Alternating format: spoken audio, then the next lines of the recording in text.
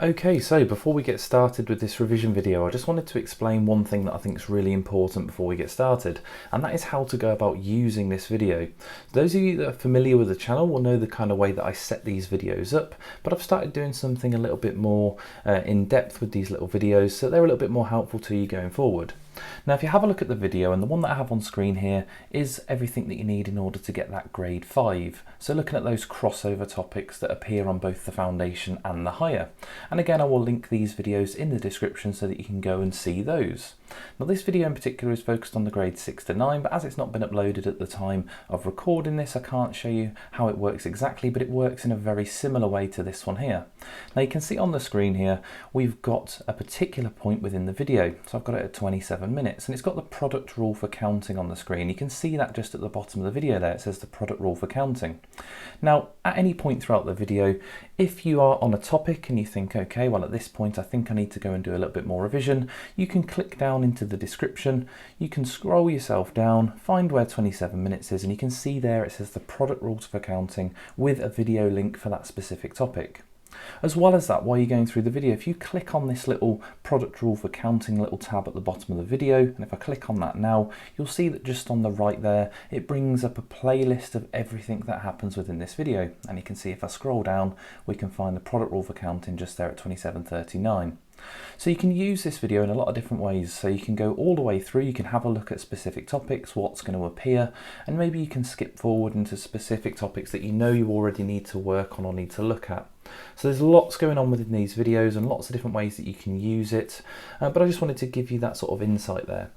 So as I said again, this video here is for focusing on those higher grade topics that appear just on the higher paper, and if you want to have a look at as well, and I would advise you to as well if you haven't already, you need to also have a look at those videos that are going to be focused on those crossover topics, because it's all well and good being able to answer these harder questions, but you certainly don't want to be losing marks on some of those easier ones.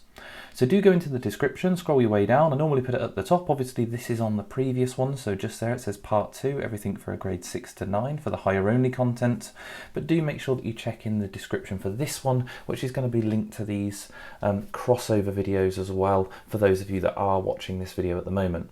But anyway, there we go, that's how to use these videos. That's everything I needed to say there. So with that being said, let's get started.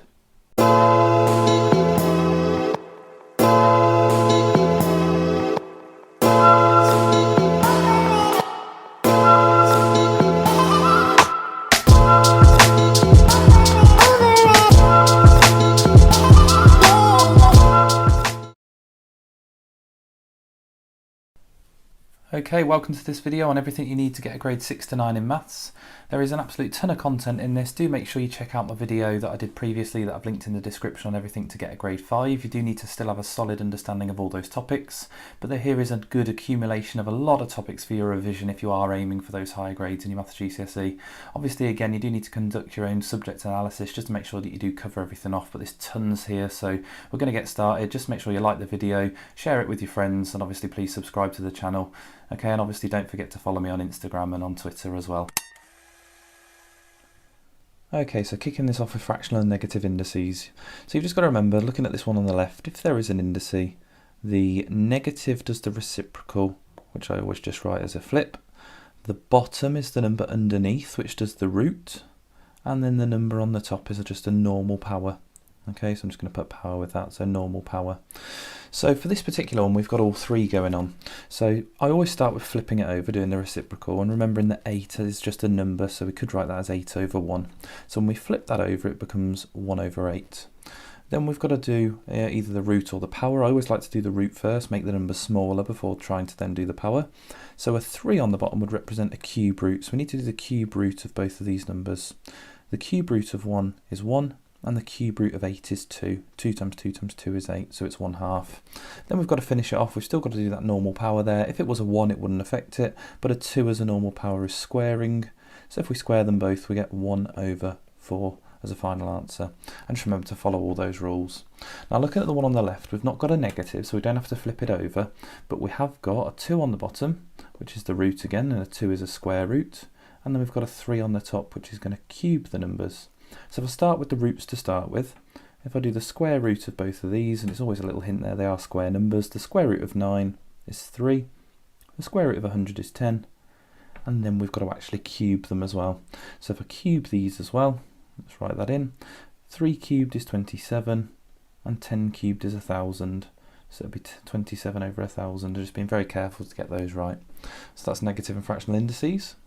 Okay, so when you see this sort of question, you see these words here about bounds, there's always something we need to write down straight away. So we've been given two numbers here, so S is correct to 2 decimal places and T is correct to 1 decimal place. So the first thing I'm going to write down is the error intervals for them before I move any further. So writing our error interval, arrows pointing to the left, and an equal to symbol on our lower bound there. So I always start with the upper bound and I just stick a 5 on the end, so 8.24 with a 5 on the end, and then we just need to take that 5 off for the lower bound, so it'll be 8.2, not 4 but 3 with a 5 on the end, and then do the same for the other one as well. So let's write down the upper and lower bound for 3.5. So 3.5, stick a 5 on the end, and then for the lower one, drop it down to a 4, and again just stick a 5 on the end. Now this question here asks us to find the upper bound. So when it comes to a fraction, and you could have anything here, but when it comes to a fraction, if we want to get the biggest possible answer, we want to do either, we've got to decide here, either we're going to do the upper bound divided by the lower bound, or we're going to do the lower bound divided by the upper bound. And we've just got to think which one there is going to give us our biggest possible answer. And that is the upper bound divided by the lower bound. So we want the biggest number on top divided by the smallest number, and that will give us our biggest possible answer.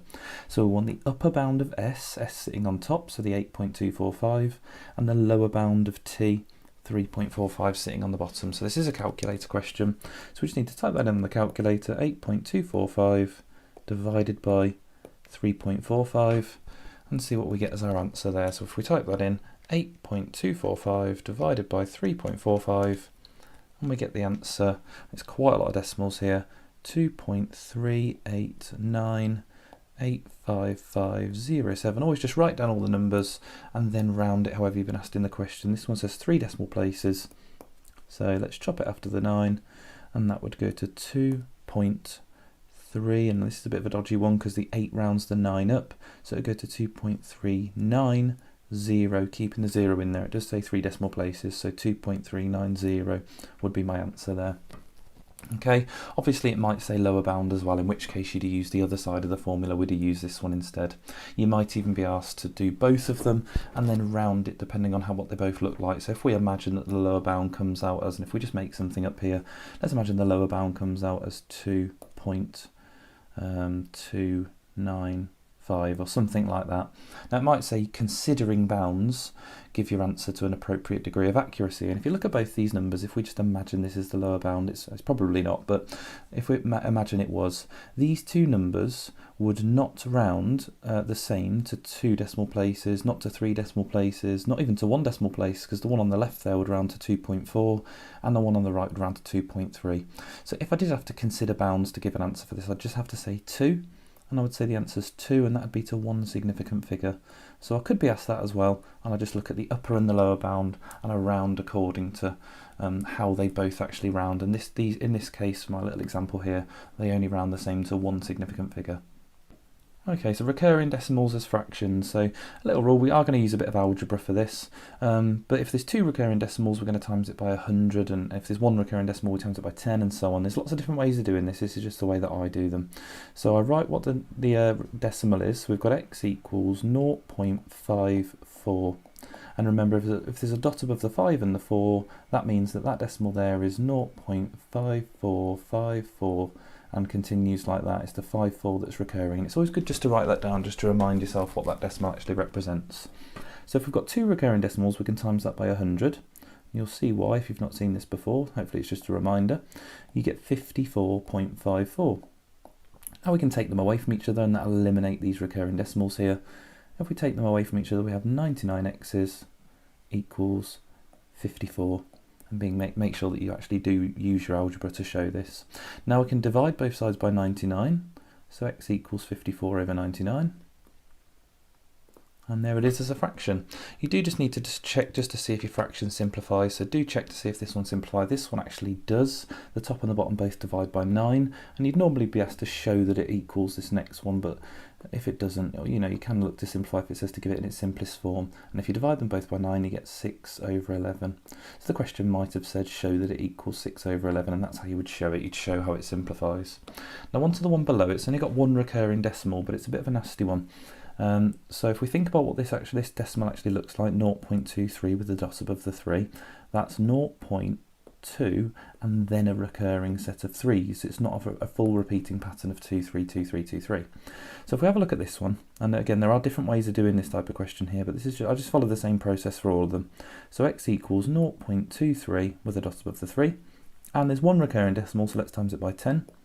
So we get 10x equals 2.33, and then the 3 keeps going. I'll just balance it out so there's the same amount of decimal places in both. Now if we take these away from each other, something kind of interesting happens here. We get 9x equals, and 2.33 take away 0.23 is 2.1. Now if we take the same approach as before and turn that into a fraction, so dividing both sides by 9, we get x equals 2.1 over 9. And obviously you can't have decimals in fractions, so we need to remove this decimal from the top, so we can times the top and bottom by 10. And that would give us 21 over 90. There you go, and there's your fraction. And again, you just need to check to make sure to see if that simplifies or not. And it actually does. The top and bottom both divide by 3. So you can divide the top and bottom by 3, and you would get 7 over 30. Again, so it might have said show that this fraction equals 7 over 30. But always just check at the end to see if it simplifies. Obviously, if it just said to write it as a fraction, 21 over 90 would be fine. But if it said to give it in its simplest form, we would have to look to simplify there. Okay, so some compound interest. James invests £2,500 for 3 years in a savings account. He gets 3% per annum compound interest in the first year, and then X% for 2 years.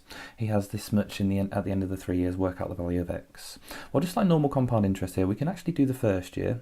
So we can work out, I'm just going to label this up. So after the first year, let's see how much money he has. So 2,500 for 3%, we would times that by 1.03.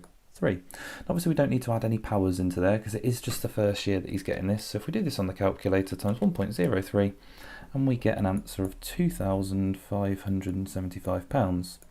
Now we've got a bit of a reverse compound interest scenario, and we're going to have to create a little formula for this, because in the second and third year he gets X%. Now his starting number, and let's just write down second and third, his starting number now is 2,575. Now if we knew the percentage, we'd multiply it by that percentage, which we'll call x in this scenario because we don't know what it is, and we'd do that to the power of 2 as it's 2 years. And what it's saying in the question is that gives us the answer £2,705.36. Obviously at this point here we could just guess some numbers. We could just guess an x value, and if it's too high go lower, if it's too low go higher, and that's a fine way of doing it as well. But you can save yourself a bit of time here just guessing lots of numbers by actually just rearranging this. So we can divide both sides by 2,575, and it will give us the value of x squared. So x squared is going to equal, and again let's just do this on the calculator, 2705.36 divided by that gives us this answer here, 1.050625243. That's obviously the value of x squared, so we need to square root both sides. So if we square root that answer, we get the answer 1.025000118. So that gives us our little percentage here. So it's hidden within this decimal. Now our actual percentage here is not 1.025, because that 1 point is what we increase by for the percentage. So it's just this 0.25 that we're interested in, and 0.25, if you think back to what we did at the start here with 0.3 being 3%, well 0.25 would be 2.5%. There we go, so that's 2.5%. So just be careful that you do read that off there and don't put 1.025 in this type of question. But again, you could have guessed, if you'd have guessed 1.02, it's normally going to be lower than that first one. That's normally what banks do. They give you a better one in the first year and then not so good following that. Okay, so there's just two ways that you can approach that. You can guess some numbers, or you could obviously just rearrange it and find it there. Just being very careful that you actually read the percentage from that 1 point number. Okay, so we've got some Surds questions. So 3 plus root 5 squared in the form a plus b root 5, where a and b are integers. Okay, so we need to have a look at this. So that obviously is a double bracket there. So if I rewrite this as a double bracket, we've got 3 plus root 5 and 3 plus root 5. And we just need to expand that now and see what we get. So lots of little Surd rules going on in this one. So 3 times 3 gives us 9. 3 times root 5 is 3 root 5. Root 5 times 3 is another 3 root 5. And then root 5 times root 5 is root 25, and it just becomes 5. Remembering similar surds, the exact same surds, when you multiply them together, become the whole number. And if we simplify all this down, 9 and 5 makes 14. And then we can add together these surds in the middle because they both have a root 5. So we've got 3 lots of root 5 and 3 lots of root 5, which is 6 lots of root 5. And there's your answer just there. So A would be 14 and B would be 6, and that is in the form a plus b root 5. And there's our answer with a bit of Surds. Let's have a look at another Surds question. Okay, so we've got to show that this can be written in this form. Now when we've got Surds on the bottom of a fraction, we're always going to look to rationalise it. Now with some of the easier Surds, you just times the top and bottom by whatever this root is just here, so by root 3. Unfortunately that's not going to work for this one because we've got 2 plus root 3, and if we did times the bottom by root 3 there, we'd get 2 root 3 plus 3, and we'd still have a Surd on the bottom. So what you do when you've got this on the bottom is you times it by the denominator still, but we change this little sign here. So whatever that sign is, we're going to flip it to the opposite. So we're going to times it by 2 minus root 3. So always write that down, okay, because you do get marks for these elements of your working out. So I'm just going to rewrite the fraction 2 plus root 3, and I'm going to show next to it what I'm timesing the top and bottom by. So I'm going to times by 2 minus root 3, and I'll put that in a bracket because I'm going to do a double bracket here, and I'm also going to times the top by 2 minus root 3 because we're creating an equivalent fraction here. So it's up to you if you want to put these in brackets as well, just to remind yourself you're doing a double bracket, and then you just need to multiply both of them out and see what we get. So on the top, and I'm not going to draw all over it, I'm going to times them both by the 5 first, and then times them both by the 2 root 3. So 5 times 2 on the top gives us 10. 5 times negative root 3 gives us negative 5 root 3. Onto the 2 root 3, so 2 root 3 times 2 is positive 4 root 3, and then 2 root 3 times negative root 3, and this is the multiplication you always just got to be careful of, gives you 2, I'm going to do it to the side, we get 2 lots of root 9. 2 lots of root 9 is 2 times 3, which is 6. So that number at the end there, and careful because one's positive, one's negative, so we get negative 6. I'll tidy that all up in a sec. Let's have a look at what's on the bottom. Now the whole reason we're doing this on the bottom is to eliminate the surds in the middle. So you can do a bit of a trick when you're doing these. You can just do the first 2, which is 2 times 2, which is 4, and the last 2. So root 3 times root 3 is 3, and it's minus 3. There we go. So that's why our fraction's disappearing, because it's 4 minus 3 on the bottom. Let's tidy up what's on the top. So on the top there we have 6 and the 10. So we've got 10 minus 6, which is 4. We've got negative... Let's do this in a different colour. We've got negative 5 root 3 add 4 root 3. Negative 5 add 4 is negative 1, so minus 1 root 3 or minus root 3. And that's all over 4 take away 3, so it's over 1. So when we're dividing by 1, we can get rid of the fraction there, and we get 4 minus root 3. So there's some surd elements to be thinking about. Obviously there are so many different questions on surds that you could actually have, but there's a couple of things there to be thinking about. The other thing is obviously to remember that surds can only be collected together, like in here, when the number underneath the surd is the same. Okay, so you will have to know how to simplify surds as well, but I've got plenty of videos on that to check out.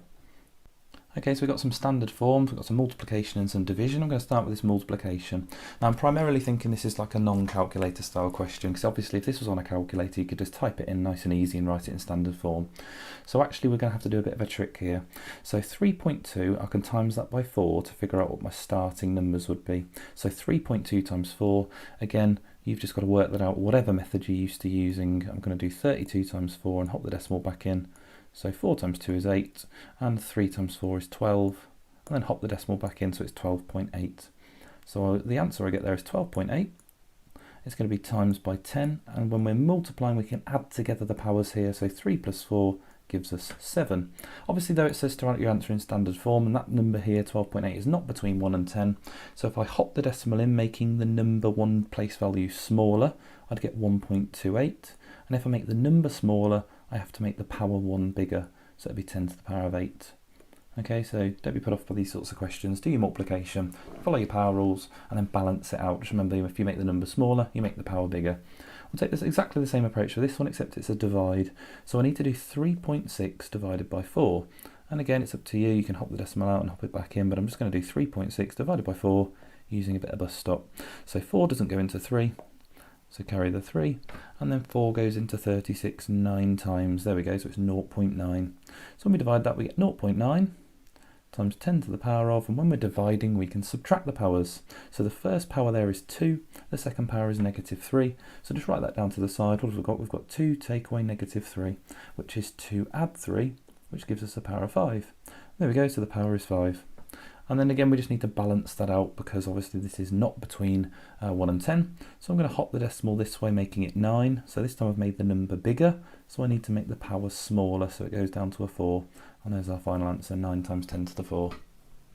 And the last question on this section, so we've got in 2008, Alice bought a house in 2008 Alice bought a house. In 2014 she sold it for 20% profit, and in 2019 it was sold at a 5% loss, and it gives us the value that she sold it for. Work out the cost of the house in 2008, so right back at the start.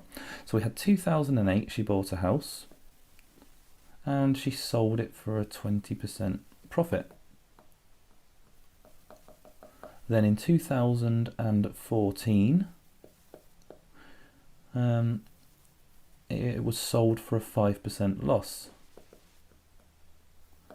And then in 2019 the value of it was 182,400. Right, so at this point in 2019, this cost here to whoever she sold the house to in 2014, this was sold at a 5% loss. So to her, that was only 95% of the value that she bought it for. So if we've got a calculator here, in order to turn that back into 100%, quite nice and simply, we can divide it by 95 to get 1%. So if that there is 95%, we can divide that by 95. So divide by 95, which would give us 1%. So 1% would equal, and we'll just do this on the calculator, 182,400 divided by 95 gives us 1,920. And then to get back to 100%, we just times that by 100. So we can just add 2 zeros on for that. So 1920 with an extra 2 zeros. There we go, so 192,000. So that's the price that it was sold for. Sorry, that she paid for it before. So before that, it was 192,000. That's not a zero, 192,000. And then we've got to think about the original sale in the first place. So that means that 192,000 there was at a 20% profit. So if that was a profit to Alice in the first place, then to her, this amount of money was 120%. Okay, it was 20% more than she originally paid for it. So we can follow exactly the same approach now. If that's 120%, we would divide that by 120 to give us 1%.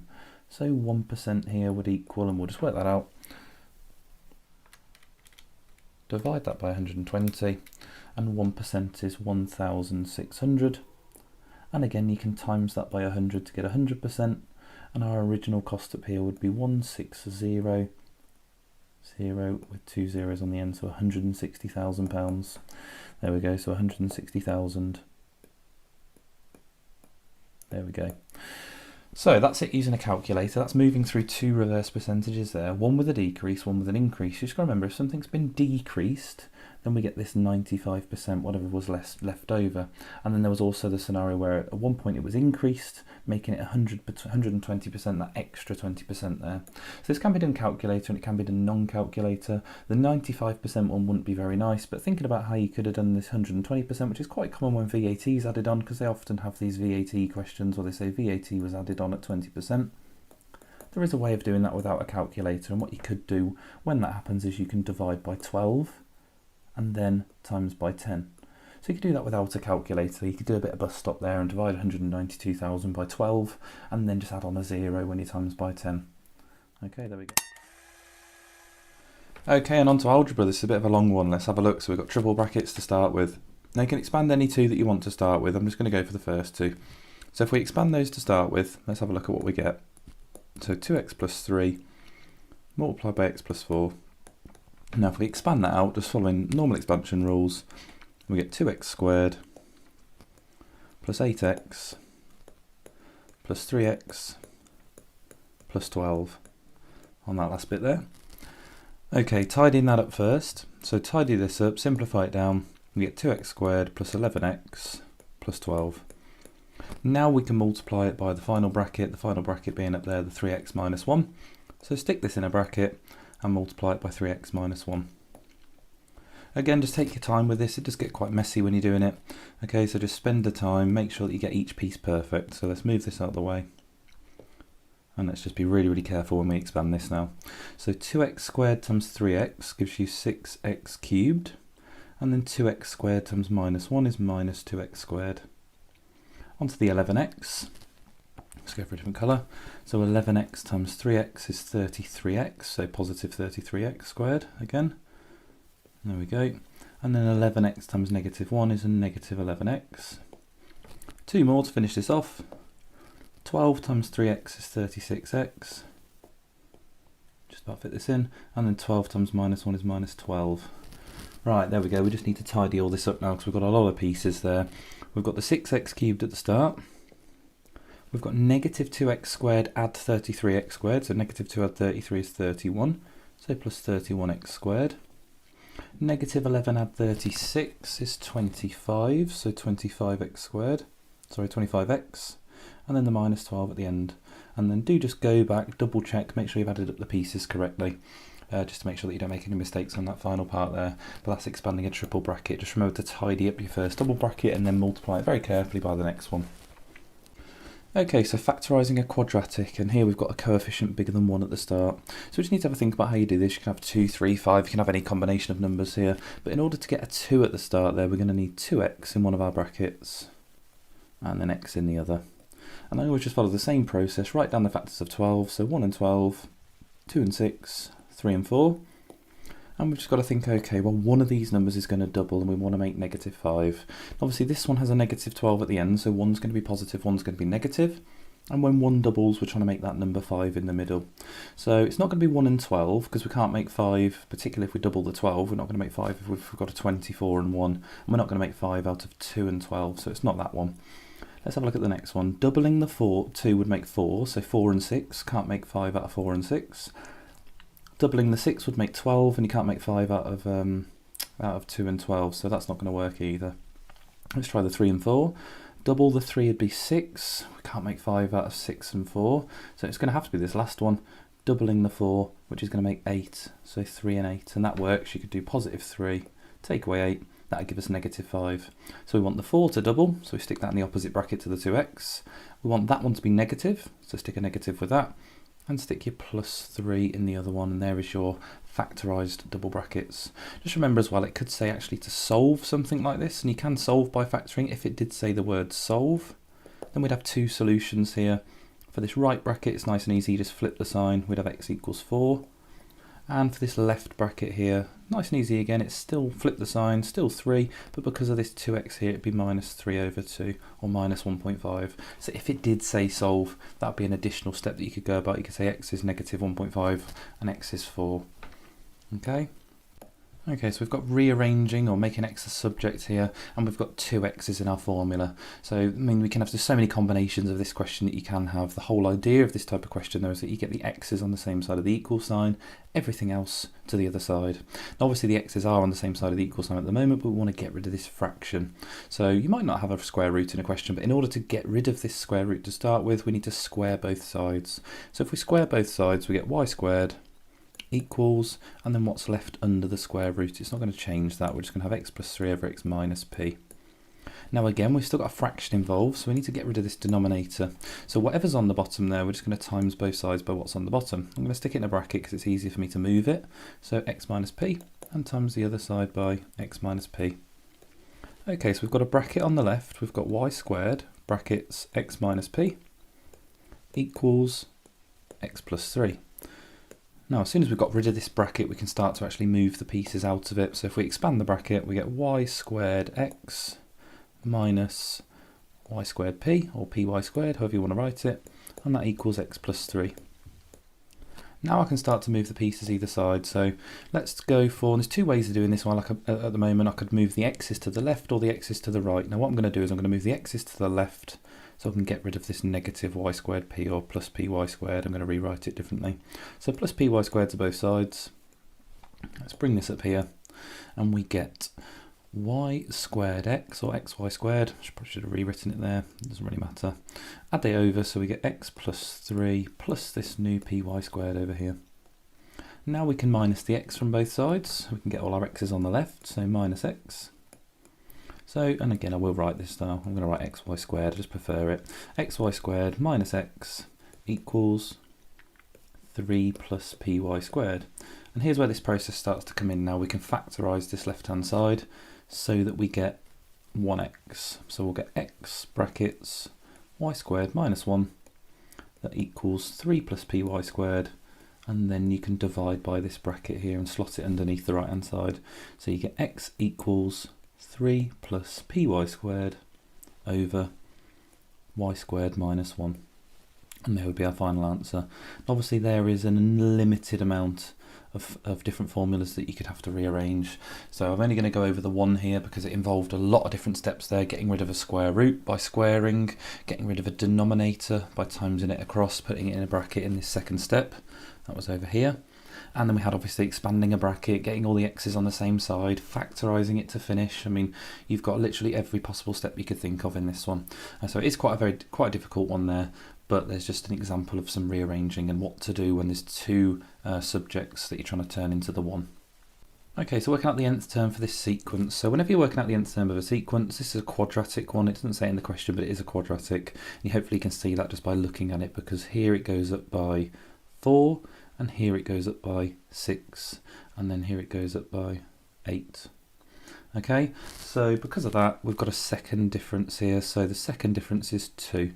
Now, whenever you get a second difference, what you need to do is actually divide that second difference by 2. It's just something which happens with the square numbers. If you think about the square numbers, and this is why it's a quadratic sequence, 1, 4, 9, 16, the second difference comes out as 2. Let's have a look. So 3, 5, 7, and the second difference is 2. And that tells you that it's related to the square numbers, but it can be more than just the square, like one lot of the square numbers. So if we divide this by 2, it tells us it's 1n squared, or it's related to the square number sequence, which is this one here, n squared equals 1, 4, 9, 16. So what I always do is write down the square numbers now. Again, I know there are formulas for this, but I just really prefer this method. So 1, 4, 9, 16. But now if you have a look, there is actually a difference between the n squared sequence and the one going up there in the question. To get from 1 to 15, let's just write this down. What's the difference? To get from 1 to 15, that's plus 14. To get from 4 to 19, that's plus 15. And to get from 9 up to 25, that's plus 16.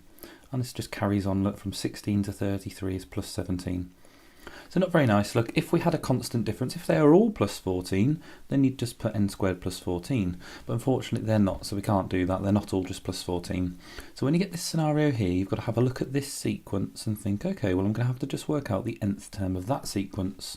And the nth term of that sequence is, it goes up in ones. Look, 14, 15, 16, 17, it goes up in ones, so 1n, or n. And then it's obviously not the 1 times table, or if you know the little trick where you go back here, you take away 1, you'd get a 13 at the start. So it'd be plus 13, because it's 13 bigger than the 1 times table. So that sequence there has an nth term of n plus 13. So all you do is you just slot that at the end of n squared, so n squared plus n plus 13, and that would be your nth term of this quadratic sequence here. Okay, n squared plus n plus 13. You can get something slightly different here, like if you had a second difference of, if we just imagine this to the side, if you had a second difference of 4, so if it was 4, your sequence would start with 2n squared.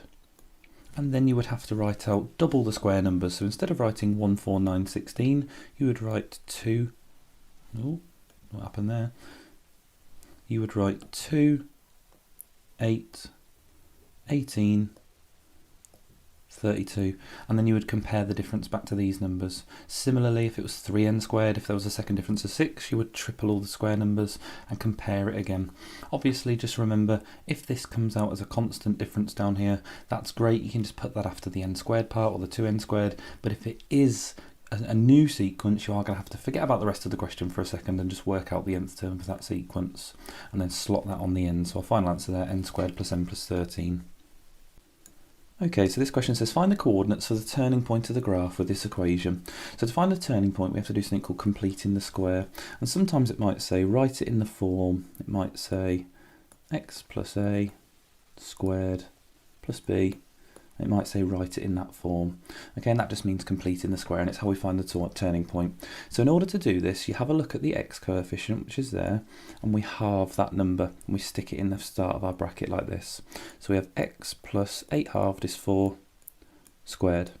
And the reason you do that is because if we expand this bracket, and if we think about it to the side, if we expand that bracket there, x plus 4, x plus 4, x plus 4, there we go, we would get x squared plus 4x, which would give us 8x, but we would get plus 16 at the end. So obviously it's similar to this part just here. We've still got the x squared, we've still got the 8x, but we've got plus 16. And we don't want plus 16, we want plus 3, because all we're doing is we're rewriting it as in a different form, in this completed square form. So in order to make sure 16 becomes 3, we would have to subtract 13 from this double bracket there. 16 take away 13, give us 3. So that is actually written in completed square form there, and that is how you do it. Now you don't have to fully expand the double bracket. You can just think, okay, well 4 times 4 is 16, that's the number I know I'm going to get at the end. So I'm going to have to take away 13. And our coordinates for the turning point are written within this. So the x coordinates in the bracket there, just like when you're solving, you flip the sign. So the x coordinate is -4 instead of +4. And the y coordinate here is just this number at the end. No flipping of the sign, just writing whatever's there, so -13. There you go, so the coordinate of our turning point is -4 and -13 for the y coordinate. And that's completing the square. Okay, a longer question here, we've got to solve the simultaneous equations. Now when we've got an x squared and a y squared, this actually represents the equation of a circle and the equation of a line. Okay, and that line would be, go sloping this way I believe, let's have a look. Okay, so when you get this sort of scenario here, you get two solutions because there's two crossover points. There is one scenario where you might get one solution, which is where it's a tangent to the circle if it just touches at one point. There could even be no solutions, but it would be unlikely we'd be asked to try and solve something with no solutions. So if we have a look at this, we've just got to basically sub one into the other, and we can sub this x minus y equals 2 into the equation of above. So if we actually do that, first of all we've got to rearrange it. Now there's two ways. I could make y the subject or x the subject. So I'm going to make y the subject, so I'm going to add y to both sides, which actually that would straight away make x the subject, so let's do that. X equals 2 plus y. Okay, you could even write that as y plus 2 if you prefer, and I'm actually going to do that, x equals y plus 2. Now what we can do is we can sub this little expression here, y plus 2, in place of the x in the first equation, this x squared. So if I just do that, so rather than writing x, I'm going to write y plus 2. So y plus 2 squared plus y squared equals 34. Right, so we've now got an equation that has no x's in, and we know that when we've got an equation that only has one unknown in it, we can definitely solve it. So if we actually go about expanding this first bracket here, I'm not going to write it as a double bracket, I'm just going to go for it. So y squared, we'll get plus 2y, so plus 4y, and plus 4 at the end. And then obviously we've got plus y squared equals 34. Now we can tidy that up, look, because we've got these two y squared pieces. So we can add those together just to make it a bit more tidy. So we've got 2y squared plus 4y plus 4 equals 34. And now we can only actually solve one of these, it's a quadratic, so we can only solve that once it equals 0 at the end, so we need to minus 34 from both sides. So if we minus 34, we get 2y squared plus 4y, and 4 minus 34 is minus 30, and that now equals 0. So we can actually go about solving this now. Now, if in this point here, if we've got a calculator, we could potentially use the quadratic formula, we could factorise it from here, but if you notice that all these numbers here all divide by something, we can simplify it down, because we can divide both sides by anything as the right hand side is just 0, it doesn't change it. So if we divide everything by 2, we get y squared plus 2y minus 15 equals 0, and it potentially just makes it a little bit easier to factorise there. Now if we go about actually factorising this, both are going to have a y in. And we're just thinking what numbers there multiply to make 15. So we've got 3 and 5 or 1 and 15. I'm not going to write down the 1 and 15 because I've already spotted it's 3 and 5. And in order to make 2, we need plus 5 minus 3, and that's going to give us positive 2 in the middle. So we've got two solutions going on here. Obviously it's just these numbers in the brackets, but flip the symbols. So we've got y equals -5, and we've also got y I was just about to write x there, y equals 3. So there's our two y solutions. We now just need to find our x solutions. Now we've got a nice little formula that we made right at the start here. To find x, we've got x equals y plus 2. So when y is 5, x will equal negative 5 add 2, which is negative 3. So x equals negative 3. And then for the next one, we've got y equals 3, so x equals 3 plus 2, so x equals 5.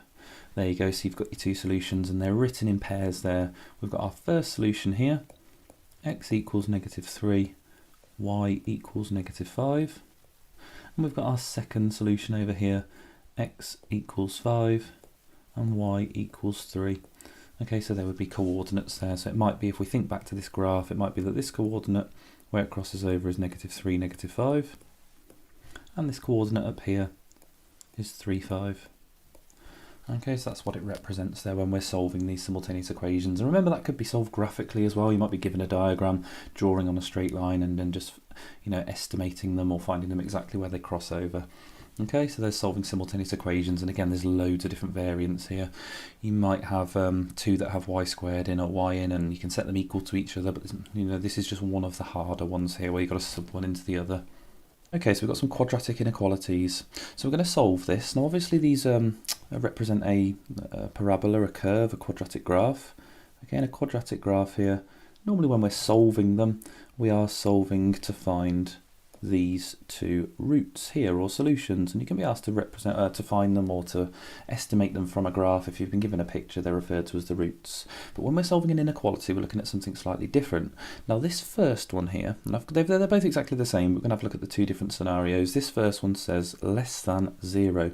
So essentially it's saying is what part of this curve is less than 0. Now if you have a look, this part of the curve is what's below ground, what I like to refer to, or less than 0, 0 being the x-axis there. So really all we're going to say is, well, what part of the curve is between these 2 points below 0? So if we actually just factorise this to find out what these two roots are, so putting it into a double bracket, again it might have a coefficient bigger than 0, but I'm just going for a nice easy one here just to show you the process. So the factors are 24, we can have 4 and 6, 2 and 12, 3 and 8. So I'm just going to not write them all down because I've already spotted it's 3 and 8. But that would be plus 3 minus 8, and that would give us minus 5. So our roots here, or our solutions, are x is negative 3 and x equals 8. So if we were to label those on the graph here, this would be minus 3 on the x-axis and this would be 8. Now the bit that is below the curve is between negative 3 and 8. So I'd have to write this as one of these types of inequalities, okay, where we say it's between 2 points. And that would be my answer there. X is between negative 3 and 8, or the part of the graph that is under 0 or less than 0 is between those two numbers. Now that would change slightly for this one down the bottom, because I've just realised they're pointing the same way. That wasn't meant to be pointing that way. Let's change that. That's meant to say bigger than 0. Okay, so there we go. Sorry about that. Let's change that. X squared minus 5x minus 24 is bigger than 0. So this would be something slightly different now, because the bit that's bigger than 0, and if I just redraw this graph, there we go, 8 here, negative 3 here. The bit that's actually bigger than 0, we've got one part over here, and we've got a completely separate part over here. So we've got two separate parts of the line, and that means I can only write this as two separate inequalities. Now this part on the left is all this part of the curve is going to numbers less than 3. So my solutions there would be, well, anything that's less than 3. Sorry, negative 3. So x is less than negative 3. And that's one of my solutions for that part of the line. But I've also got the other part, and that is going to all the numbers bigger than 8. It's going this way. So my other solution would be x has also got to be bigger than 8. So I've got two ways of two solutions here to write with my inequalities. I've got all the x values less than negative 3 and all the x values bigger than 8. So that's solving a quadratic inequality. Just got to think about which part of the graph you're actually looking at. Okay, and we've got a question here that's shade the region that satisfies all of these inequalities, and we've got these three inequalities there. Now some of these are quite easy to draw, but when we're drawing these inequalities, if we just imagine us to start with that the inequality is an equal sign, it's just going to help us to actually draw the graph. So all I'm going to do is I'm just going to imagine that this one says y equals 2x plus 1. I'm going to draw that line. X plus y equals 4. I'm going to draw that line, and I'm going to draw the line y equals 1.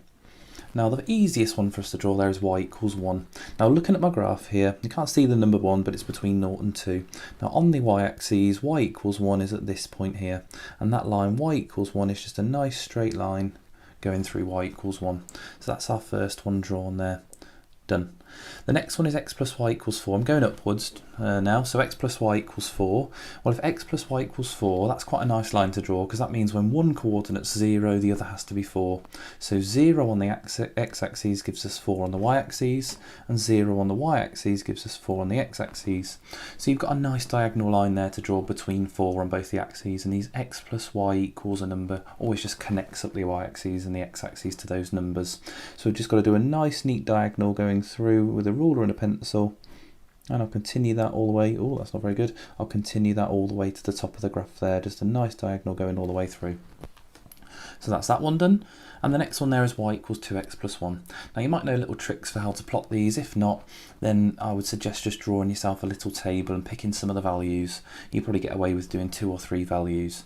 But if we sub in some x values to find our y coordinates here, when x is 0, that would be 2 lots of 0, add 1, y is 1. So if I do this in a different colour, so when x is 0, y is 1, that gives us that coordinate there. Let's pick 2 or 3, let's just go a little bit higher. So when x is 2, 2 times 2 is 4, plus 1 is 5. So when x is 2, y is 5, and that is here. And we could go for some negative numbers as well now, but hopefully you can get a ruler and a pencil and join those up. Now it has a gradient of 2, so I can just look at that coordinate on the y-axis there and go across 1 up 2, which gives us that coordinate there. Cross 1 up 2 gives us the one we've already drawn, and I can follow that pattern backwards as well. But you can draw a full table out for this just to make sure you get it perfect. But there we go, there's my line. I just need to connect those all together nice and carefully with a ruler and a pencil. And there's our 3 lines drawn. Okay, now it says shade the region that satisfies all these inequalities. Now careful, because it's not always that little triangle there that's made in the middle. So I'm going to get rid of these equations now, so I don't need them anymore. But I need to have a look at the inequalities. Now all I need to do is pick a coordinate and test it in these inequalities. So if we do pick this one in the triangle here, so this coordinate here, let's do it in a different colour. There's a coordinate inside the little triangle in the middle, which is the coordinate 1, 2. This coordinate here, well, x is 1 and y is 2. And if I sub them into these inequalities, as long as they all work, then that's the region I'm going to shade. So if I sub it into that first one there, x is 1 and y is 2, so y which is 2, is less than 2 lots of 1, which is 2, plus 1, so 2 is less than 3, and that works, that's correct. Moving on to the next one then, that one works, we've got to test all 3 though.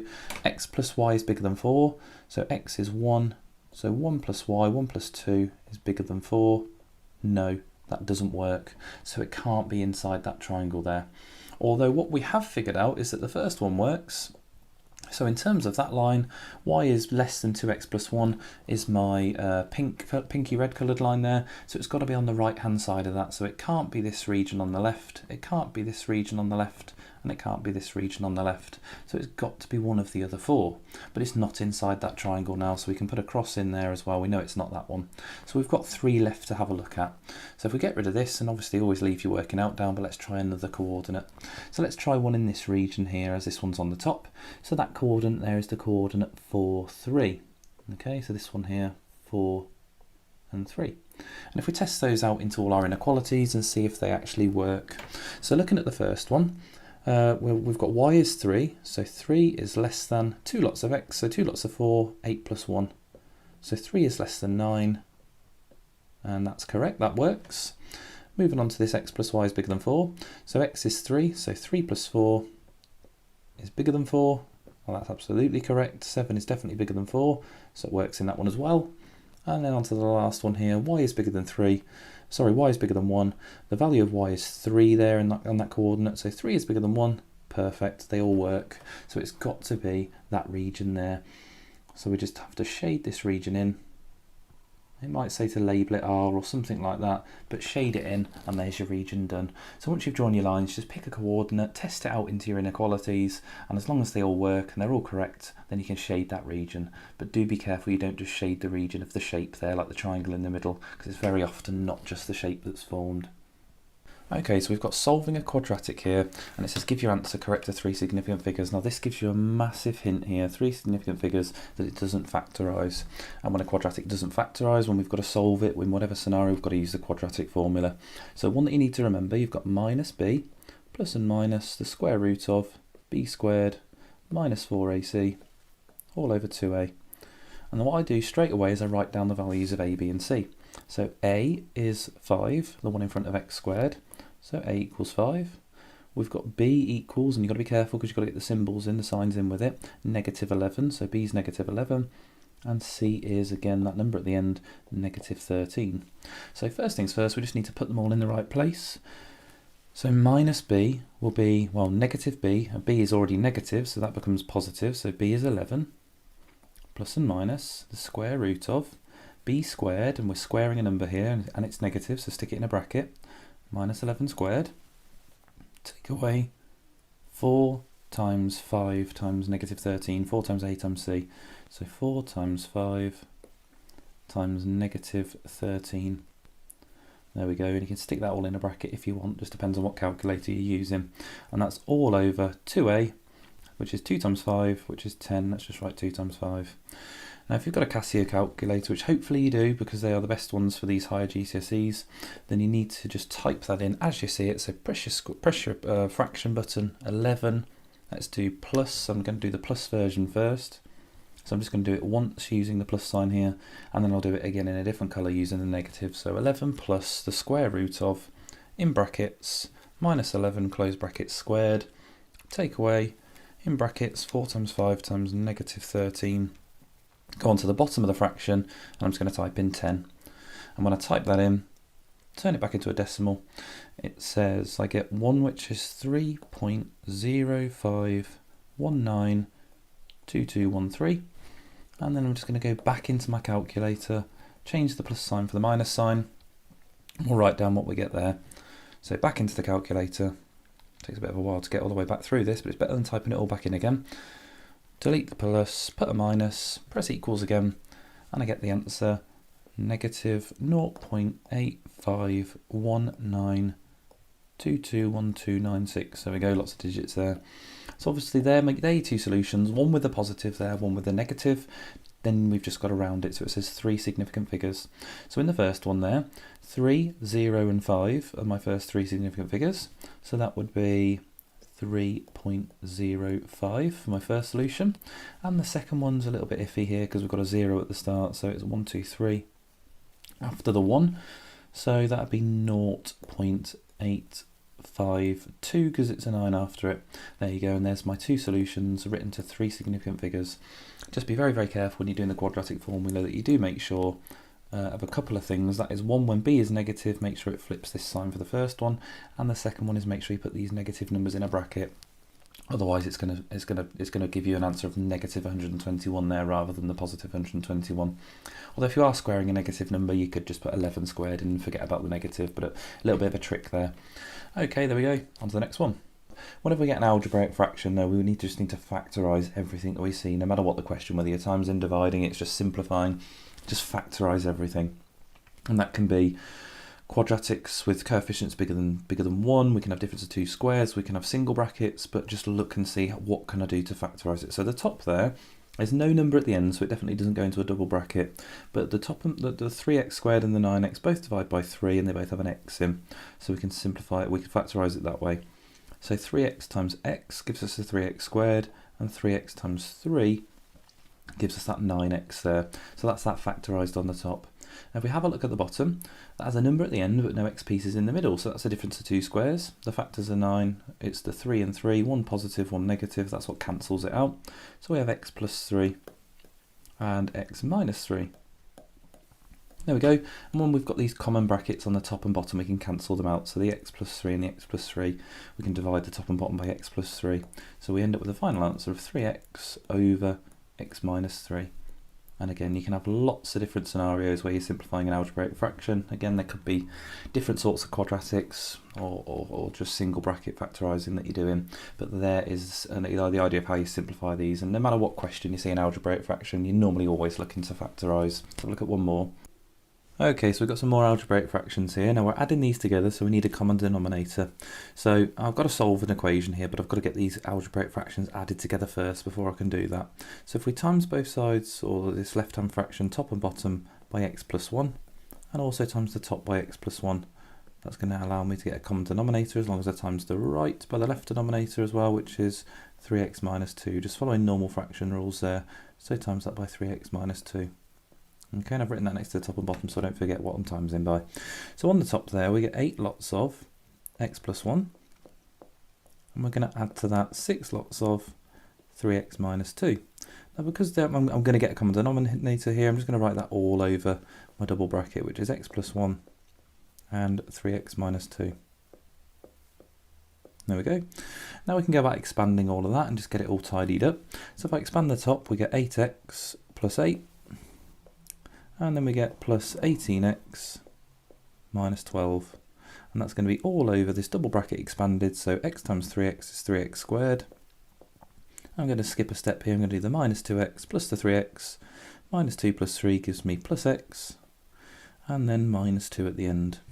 There we go, that all equals 2. Before I set it equal to 2, I'm just going to tidy up what's on the top there. We've got 8x and 18x, which is 26x. And plus 8 minus 12, which is minus 4.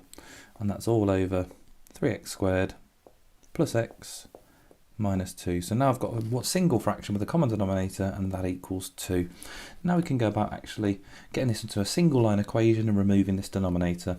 So I'm going to times both sides by this denominator here. I'm going to times that over, and that's going to put it next to this 2.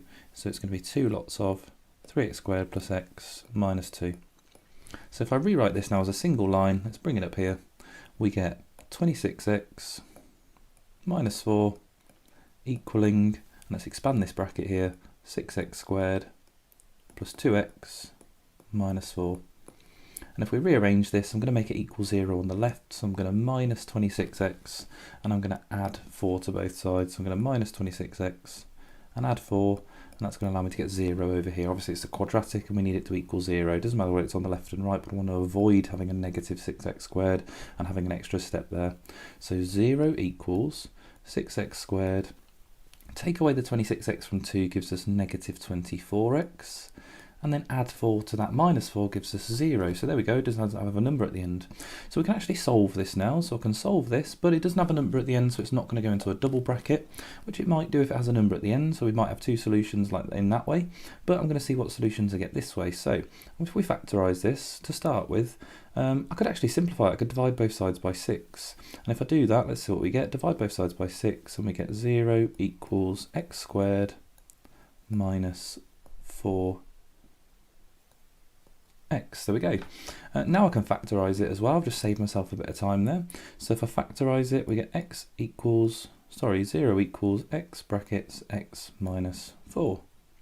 There we go. So now it's factorised. Hopefully remember as well, we've done this on a couple of other questions. This x value here has no number with it, so one of our solutions is x equals 0, and this one here we flip the sign, so x equals positive 4. And there's my two solutions, x is 0 and x is 4. And there we go, that's that solved. Obviously lots of different algebraic fractions that you could have. You could be timesing and dividing them, adding or subtracting them, solving with them. Okay, always just look to follow normal fraction rules, and obviously looking to factorise where possible in these questions. Okay, so we've got a functions question. So we've got f of x is 2x minus 4 and g of x is x squared plus 5. Now the first one we're going to have a look at is this here, so working out an inverse function. So an inverse function just means basically doing it in reverse. So the function of f is 2x minus 4. It times a number by 2 and then takes away 4. There's a nice way of doing this algebraically. We can change that f of x piece there for a letter. I'm going to just change it for the letter y.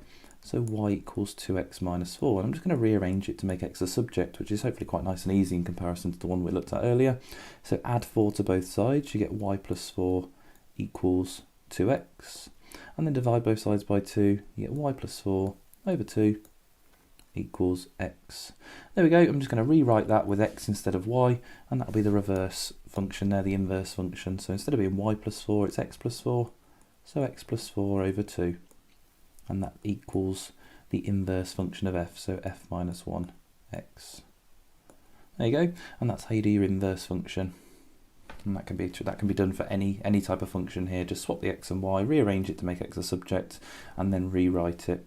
Okay, on to the next one. It says work out g(f(x). So you could be asked to put a number in. This isn't actually asking us to put a number in, it's saying g(f(x), which means I have to sub one of the functions into the other.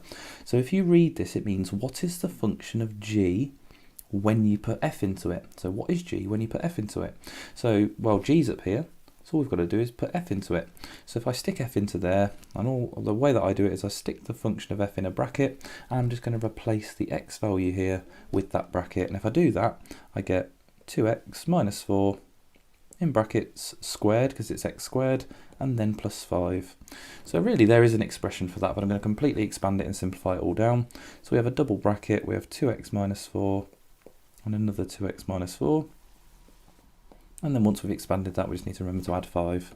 So if we expand that, and again I'm going to skip some steps here, I'm going to do 2x times 2x, which is 4x squared. And then we've got 2x times minus 4 and 2x times minus 4 again, so minus 8x is minus 16x. And then 4 times 4 gives us 16, but we're going to add 5 to that, so that will give us 21, so plus 21. And there's your expression for that. You could have had this written in a different way. You could have had f(gx). And in that case, you'd do it the other way around. It says, what's the function of f when you put g into it? So you put your bracket around g and slot it into the x place in f. So you can have two different ones there as well. Just got to make sure that you do them in the right order. You could also be asked to sub a number in. So it might say something along the lines of f, let's do it the other way around, fg, I don't know, 2. And in that case, that means what's f when g is 2? So you put 2 into g, and if you put 2 into g, you get 2 squared plus 5. Which is 9, and then you put 9 into f. So what is f when g is 2? Well, when g is 2, we get the answer 9, so you stick 9 into f. So putting 9 into f, which is our first function there, you do 2 times 9, or 2 lots of 9, take away 4. 2 lots of 9 is 18, take away 4 is 14, so that would be our answer there if it asked us to sub a number in. But these ones are a bit harder when you have to put a function in and remember what order to do it in, but just remember the way you read it. So for this one we looked at, what is g when you put the f function in? And there's some functions for you. Okay, so looking at some iterations. Now this says using x to the n plus 1 equals 5 over xn squared plus 2, and then it gives us x naught equals negative 2.5, find the values of x1, x2, x3. So all this is a process to finding estimates to a solution of an equation. Now the equation is not given to you in this one, but it does give us this iteration formula. Now this little n plus 1 here just means to find the next estimate. So if you read that in words, it says to find the next estimate, you do 5 divided by, and this little xn here means the current estimate, so the current estimated solution squared, plus 2. And then it says with x naught equals 0, and x naught just means your starting number, and it says start with negative 2.5. This is quite nice and easy actually when you do these. All you've got to do is sub that number into the equation. So don't be put off by the language here. That just means to find the next number. So to find the next number, all we're going to do is in our calculator we're going to do 5 divided by, and this will give us x1, our first solution, that's what x1 is. 5 divided by the current number squared, so negative 2.5 squared. And again, you've got to be super careful here because you've got to put this in a bracket. So the current number squared, so remember when we're putting a negative number in, we want to put it in a bracket. And then plus 2. So to find the current number, to find the current solution, or the next solution, you do 5 divided by our starting number squared and add 2. So literally just typing that into your calculator. So open up your fraction button, make it look exactly the same as that, 5 on the top, negative 2.5 on the bottom squared, and then come out of your fraction and plus 2, or press equals and then add 2. Now you get a decimal for this, you get either a fraction, 14 over 5, or 2.8. So there is our value of x1. Now obviously now that is our current solution, so 2.8 is our new number. So I'm going to repeat the process here, but instead of putting negative 2.5 in, I'm going to put this 2.8 in. So where I put it in here, that number is now just going to be 2.8. And there's quite a nice little trick you can do on the calculator here. As long as you don't press equals, you can do 5 over, and you can either type this number in, 2.8 squared, or you can just press your answer button. So there's an answer button next to your equal sign, usually just says ANS, and you can just put the answer in there. And it's a lot quicker if we have to do lots of solutions here, but for this one it's quite nice and easy for me to type it in, so I'm just going to write it. There we go. So you go back on your calculator, into your formula, make sure you haven't deleted anything, press your answer button and it'll put 2.8 in for you. Press equals again, and again this is where the answer button comes in, because the number that we get here is absolutely horrible and I'm going to have to write it all down. So it gives me the answer 2.6377555102, and that is my value of x2. Now I don't really want to write that in over and over again. You can do as long as you've written it all down, but because I can use this answer button now, I'm just going to not touch my calculator screen at all, and I'm just going to write down what x3 is. So on my calculator screen it currently says 5 over answer squared plus 2. So all I'm going to do is just very carefully, making sure you haven't deleted anything off your calculator, I'm just going to press equals again, and it gives me my next answer. It subs that 2.63 number in for me, and I get the answer 2.718622914, and it doesn't say to round them, so I write down all the numbers on my calculator display, and there they are. There's the values of x1, x2 and x3, basically just subbing a number in, getting an answer and then subbing your answer back in. So remember, these are estimates to the solutions of a particular equation. Now the equation wasn't given to us, but these are the estimates to the solution of that equation.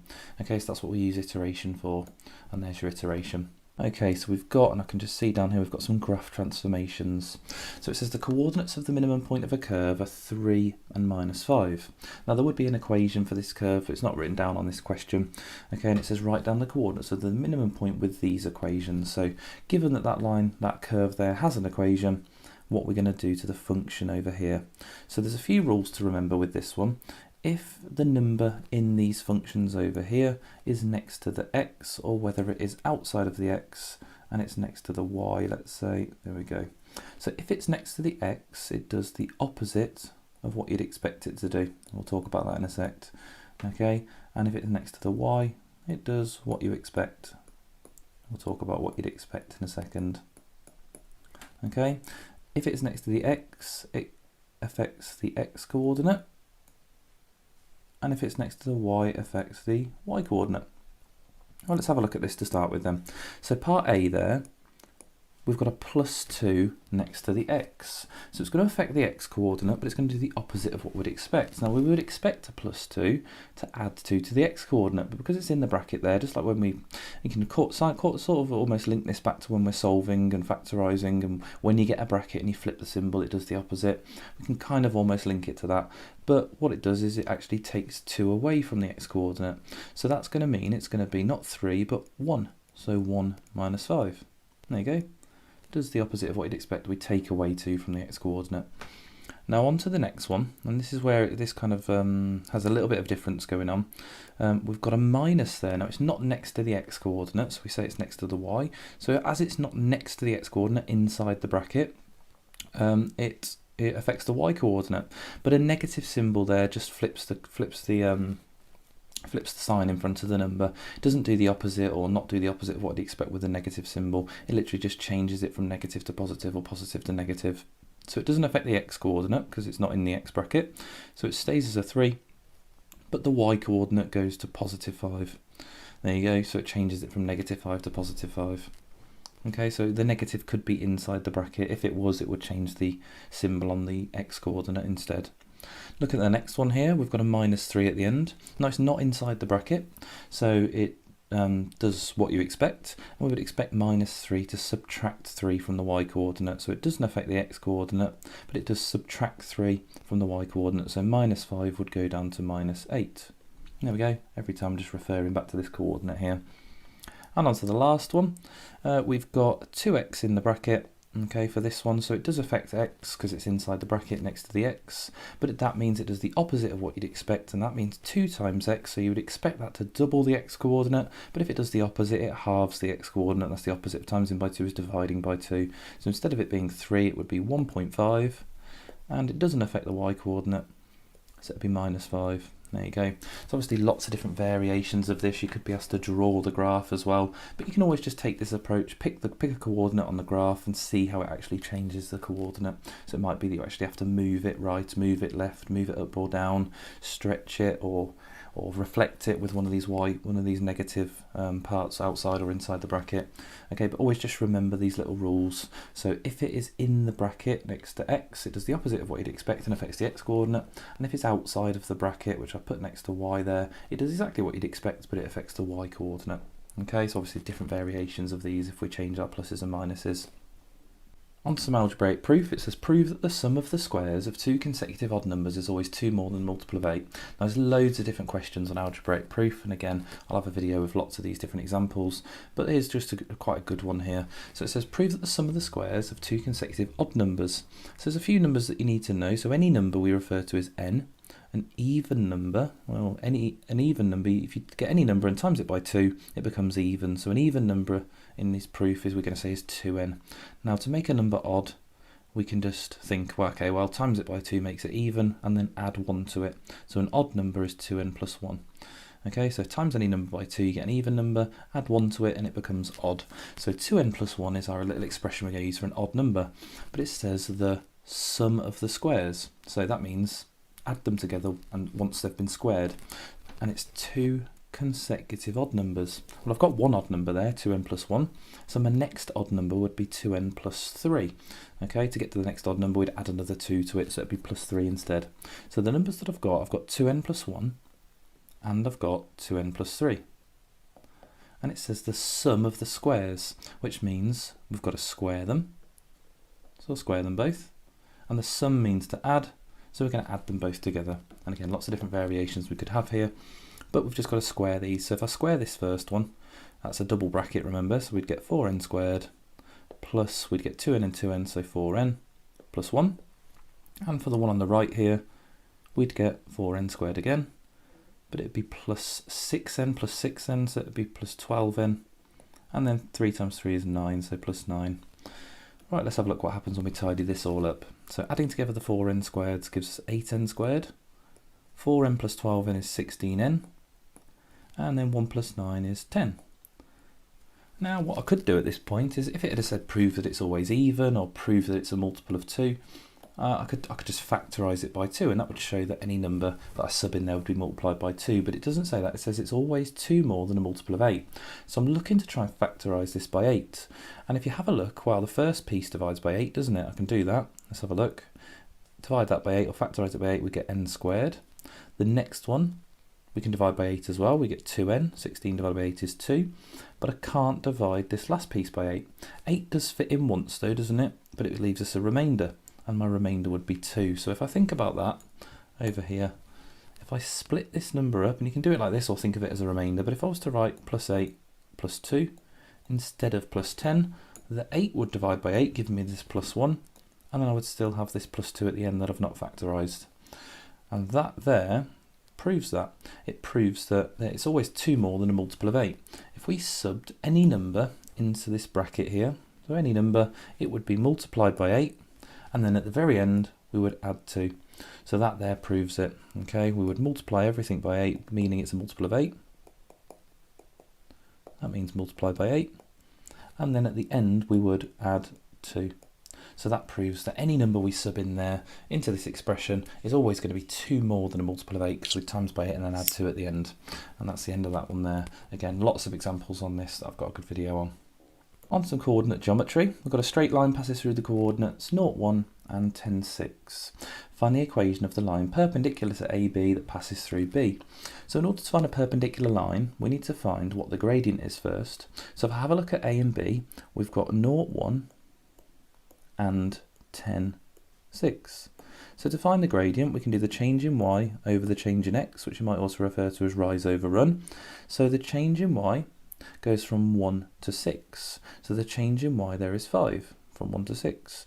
The change in x is from 0 to 10. So from 0 to 10, that's 10. And if we simplify that, that gives us a half. and I always leave these gradients in fractional form rather than as a decimal. So the gradient is a half, and I always write m equals a half because we know we're looking at line equations, which is your y equals mx plus c. So m is a half.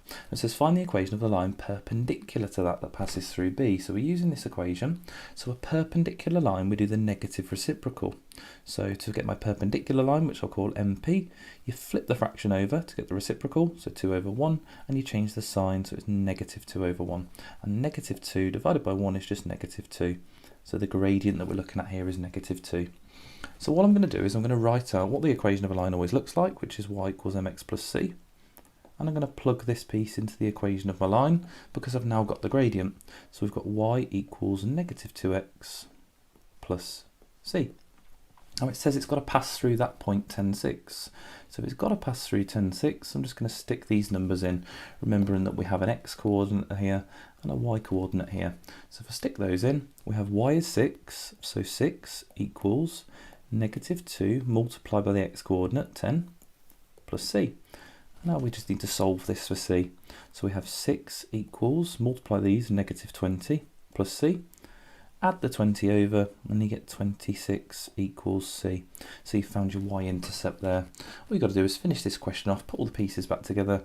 So you have y equals minus 2x, which we have already had up here, but now we've got c, and that's positive 26, so plus 26.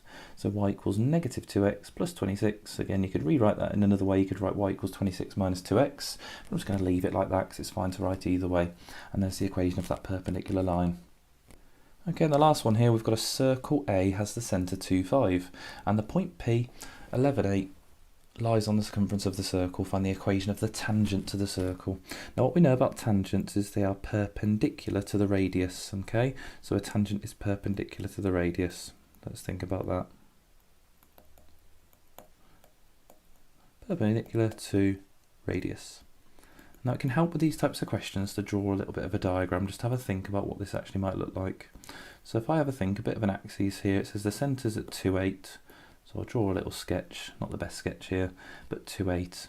And it says the circle, point P is 11, 8. Let's imagine that's over here somewhere. So we've got a tangent coming off the circle, and that's what it looks like. So there's a few things, that's a really bad centre there. Let's change that. It's a little bit better. There we go. So this is a really, really general sketch of what it might look like. Okay, and it says that the point, the centre has a coordinate 2, 5, which is there, and point P is up here 11, 8. Now, there's lots of information we can find on this question here, but let's just have a look and just see what it's actually asking. It says find the equation of the tangent. So in order to get the equation of the tangent, I need to know what the gradient of it is. If we think about the radius here, okay, bearing in mind that they're perpendicular, that's what we've already stated, it forms the right angle. Could we find the gradient of the radius? Now we've got these 2 points, so we've got 2, 5, and that definitely attaches to 11, 8, which is on the circumference. So I can find the gradient of those points. I can do the same as we did in the last question. I can do the change in y over the change in x. And that's change in y goes from 5 to 8, which is 3, and the change in x goes from 2 to 11, which is 9. So my gradient is a third. There we go. So my gradient, or m, is a third. So looking at the tangent, which is perpendicular, I can say that the gradient of that is, well, flip it over, would give us 3, change the sign, negative 3. So there's the gradient of the tangent. So if we stick that into our line equation, as the tangent is a straight line, we get y equals minus 3x plus c. And we know that it passes through this point 11, 8. Okay, but otherwise it wouldn't be on the circumference of the circle there, which it says it is. That's where the tangent meets it. So what I'm going to do is I'm going to stick 11, 8 into the equation of the line, just like I did on the last question. So we get 8 as y equals negative 3 multiplied by 11 plus c. And again, exactly the same as the last question, we can solve this now. So 8 equals negative 33 plus c, times in those out, add the 33 over, 41 equals c. So now I've got the y-intercept of that line as well. Now if we put this all together, we've got our equation. So y equals negative 3x plus 41. There we go. And there's the equation of the tangent. A few other things that you could be asked about this question though. Let's have a look. There we go. You could be asked to work out maybe the length of the radius. So if we go back to our diagram over here, in order to get the length of the radius, we'd have to use a little bit of Pythagoras. So bringing that down there, you've got a little right angled triangle you can draw in, and it goes from 2 to 11, which was a run of 9 there, and a rise of 3, so you could do 3 squared plus 9 squared, so you could actually get the length of the radius there. What would that be? 3 squared is 9, 9 squared is 81, so square root of that is root 90. So you don't need it for this question, but you could say the radius is root 90. You could also be asked to write down maybe the equation of the circle or something like that, but just something else to be thinking about if you ever want to find the length of the radius. You can find it by using a bit of Pythagoras there. Not that we needed it for this question though. Right, okay, that's the end of algebra. Okay, so moving on to some geometry. So we're going to start off with this volume of a frustum. Now you would be given the volume of a cone formula, and that is volume equals 1/3 pi r squared h, where r is the radius and h is the height. So if we have a look at this frustum here, the only thing it doesn't give us is this length across the top. But if we have a look, the height of the little cone on top is 20, and the height of the big cone, if it was still there, is 40. So it's half the size, so the diameter there is 15. Now in order to work out the volume of a frustum, you've got to work out the volume of the big cone if it was there, and we're going to take away the little cone that's been chopped off the top. So I'm going to start off with the big one. So I'm just going to label this the big cone, and I'm just going to plug the numbers into my calculator. So it's 1/3 times by pi times by the radius squared. Now careful, because it's not 30, it's 15, half of that, so 15 squared, times by the height, which is 40. So typing that all into the calculator, and I can leave that in terms of pi, or I can write out the full decimal, and it comes out as 9424.777961 centimetres cubed. Now for the small cone on top, there we go, we can work out the volume of that as well. So it's 1/3 times pi times the radius squared, careful, so it's half of 15, so 7.5 squared, and times that by the height of that cone, which is 20.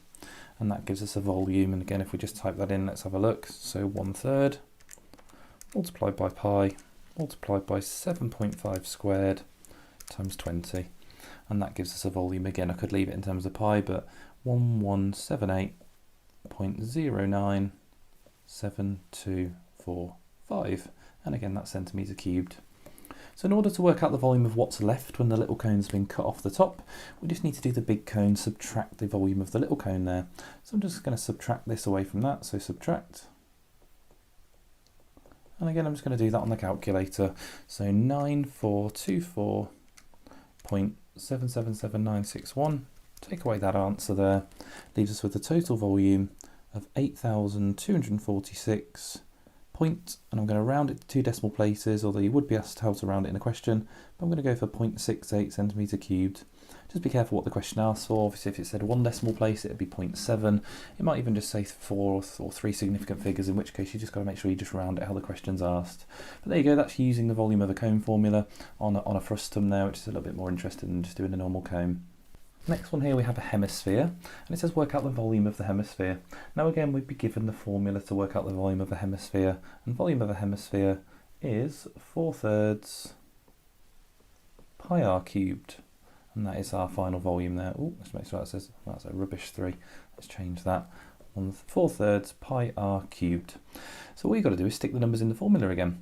So if I want to work out the volume, all I have to do is in the calculator I do 4/3 multiplied by pi multiplied by 8 cubed, and we'll get our answer here straight away. So fraction button, 4/3 multiplied by pi multiplied by 8 to the power of 3, and we get a volume here of 2144.66, again if I round it to 2 decimal places, centimetres cubed. Just remember obviously to write all the numbers down and only round it once you've been asked to. Okay, so once you've got your total volume of your sphere there, just remember this is a hemisphere, so it's half the size of a sphere, exactly half. So I just need to divide my answer by 2 here. And once we divide that by 2, we get a final answer of, let's have a look, 1072, so 1072.33. Again, I've rounded it there, centimetres cubed. And that would be your final answer here for the volume of a hemisphere. Not forgetting as well, you could be asked to work out the surface area, and if you're asked to work out the surface area, again it gives you the formula of a sphere, and the surface area of a sphere is 4 pi r squared. So again, if I was to work out the surface area of this one, it's a little bit more complicated, but only in the sense that we work out the full surface area. So we do 4 times pi times 8 squared. If I just go for this, let's work it out. 4 times pi times 8 squared. That gives us a surface area of a sphere being 804, and it's 0.25 as well. Again, we'd have to halve it because it's half. Okay, so half of that would give us a surface area of 402.12. And that is obviously a surface area, so it's centimetre squared. But if you're working out surface area, you've got to make sure you don't forget as well the circle sitting on top there, because it's the total surface. And the area of a circle is pi r squared. So we can work out the area of the circle as well. And if we just do that, pi times 8 squared, we get an area of the circle there of 201.06. And you would just add these two numbers together to get the total surface area. So if you add 201.06, we get a total surface area of 102.12 added to that, gives us 603.18 centimetre squared. Again, so I know we were looking at volume there, but just thinking about if you had to do the surface area as well, how you'd approach that when you've got a hemisphere and you've got to make sure you halve them and add on the extra circle. Okay, so we've got some similar shapes. Two cones are mathematically similar. The height of cone A is 4 and the height of cone B is 10. Now you can always imagine what this is going to look like. You can always draw yourself a picture if you haven't been given one. And we've got a bigger cone. So we've got a height of the smaller one being 4 and a height of the larger one being 10. Now straight away you can work out a scale factor between these two. If they are mathematically similar, it just means one's an enlargement of the other. So I can do the bigger length, 10 divided by 4, and it gives us a scale factor of 2.5. Now when it comes to scale factors, that is our length scale factor, and always label it length scale factor. Now there's two more scale factors we could want to look at, and that's the area scale factor or the volume scale factor. And to get from the length scale factor to the area scale factor, you square it. Okay, so we square the scale factor. To get from the length scale factor down to the volume scale factor, you have to cube it. So if we just have a look at this question here, it says the volume of cone A is 40, work out the volume of cone B. So that's cone A is the smaller one in this case, I should probably label that A and B. And it says the volume of this one is 40. So in order to find my volume scale factor, I need to do 2.5 and cube it to get a volume scale factor. So we're going to do that on the calculator. 2.5 cubed gives me 15.625, and that's my scale factor in terms of the volume. So the volume of cone B is going to be 15.625 times bigger. So in order to get that volume there, we're just going to multiply 40 by 15.625. So times that by 40, and we get a volume here of 625 centimetres cubed. There you go. Just remembering as well, if we were going from the bigger down to the smaller, we'd have divided by the scale factor, but as we're going smaller to bigger, we're going to multiply. Let's have a look at a different one. So a similar question, two cylinders are mathematically similar. We've got cylinder A and cylinder B. Now it says cylinder A is 160 and cylinder B is 20. So A is my larger one. So if I just draw a little basic diagram of this, we've got A and we've got B. There we go. And this time it says, actually gives me the volumes. So it says the volume of A is 160 and the volume of B is 20. So again, if I find a scale factor here, I can do the bigger one divided by the smaller one. 160 divided by 20 gives me a scale factor of 8. Now, if I'm thinking about this area scale factor, length scale factor and volume scale factor, there we go. This time, I've got the volume scale factor, and that is 8. But I can't get from volume straight to area. Now if you remember, to get from length to volume, we had to cube it. Okay, so to get back from volume to length, we have to cube root it. So if I do the cube root of 8, that tells me that the length scale factor is 2. Now the question here is saying, it asks me to work out the surface area. So I need the area scale factor. And if you remember just from the last one, to get from area length down to area, we square it. So that'll be 2 squared, which will be 4. So my area scale factor is 4. Okay, so whenever you're given an area or a volume, you have to go back to length first to then get back to an area or a volume. So my scale factor is 4 for the area, and it says the surface area of cylinder A is 40, so that's the bigger one. I'll just write area rather than surface area. So to get from the bigger one down to the smaller one, we're going to have to divide by that scale factor, which is 4 for our area, and 40 divided by 4 gives us 10. So we get a surface area of 10 centimetres squared. Right, there we go, there's thinking about some similar shapes. Okay, so we've got a transformation here. It says enlarge shape P with a scale factor of -1/2 with the centre of enlargement 0, 0. So always mark out your centre of enlargement first. And an enlargement with a negative scale factor and a fraction here means that we've just got to do this very, very carefully. Now, the first things first, you need to pick a point on the shape and just figure out how you get from the centre of enlargement to that point there. And if I just count that, that's 1, 2 to the right, and 1, 2, 3 up. Now all I need to do this, and it's going to be quite small on this diagram, is I just count in the opposite direction by whatever the scale factor is. That's what the negative is. So rather than going from 0, 0, rather than going right and up, I'm going to go left and down. But it's a scale factor of 1/2, so I need to also halve those distances, just as if it was -2, I would double those distances. But for -1/2, so I'm going to go left 1 rather than 2. And I'm going to go down, rather than going up 3, I need to go down 1.5 or 1.5. So 1.5 gets me to there. There we go. So that's 1.5. I'm going to do the next one in a different colour, so I'm going to pick this point here. And let's just think how we get to that. Let's get rid of some of these markings here.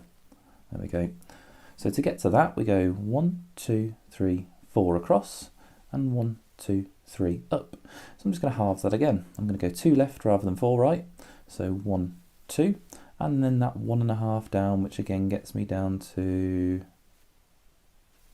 there. There we go. And that is that point. Then again, I just need to repeat the process for the last one. You might be able to start to do these in your head once you've had some practice, but if we do the last point here, being the top one, let's just see how we get there.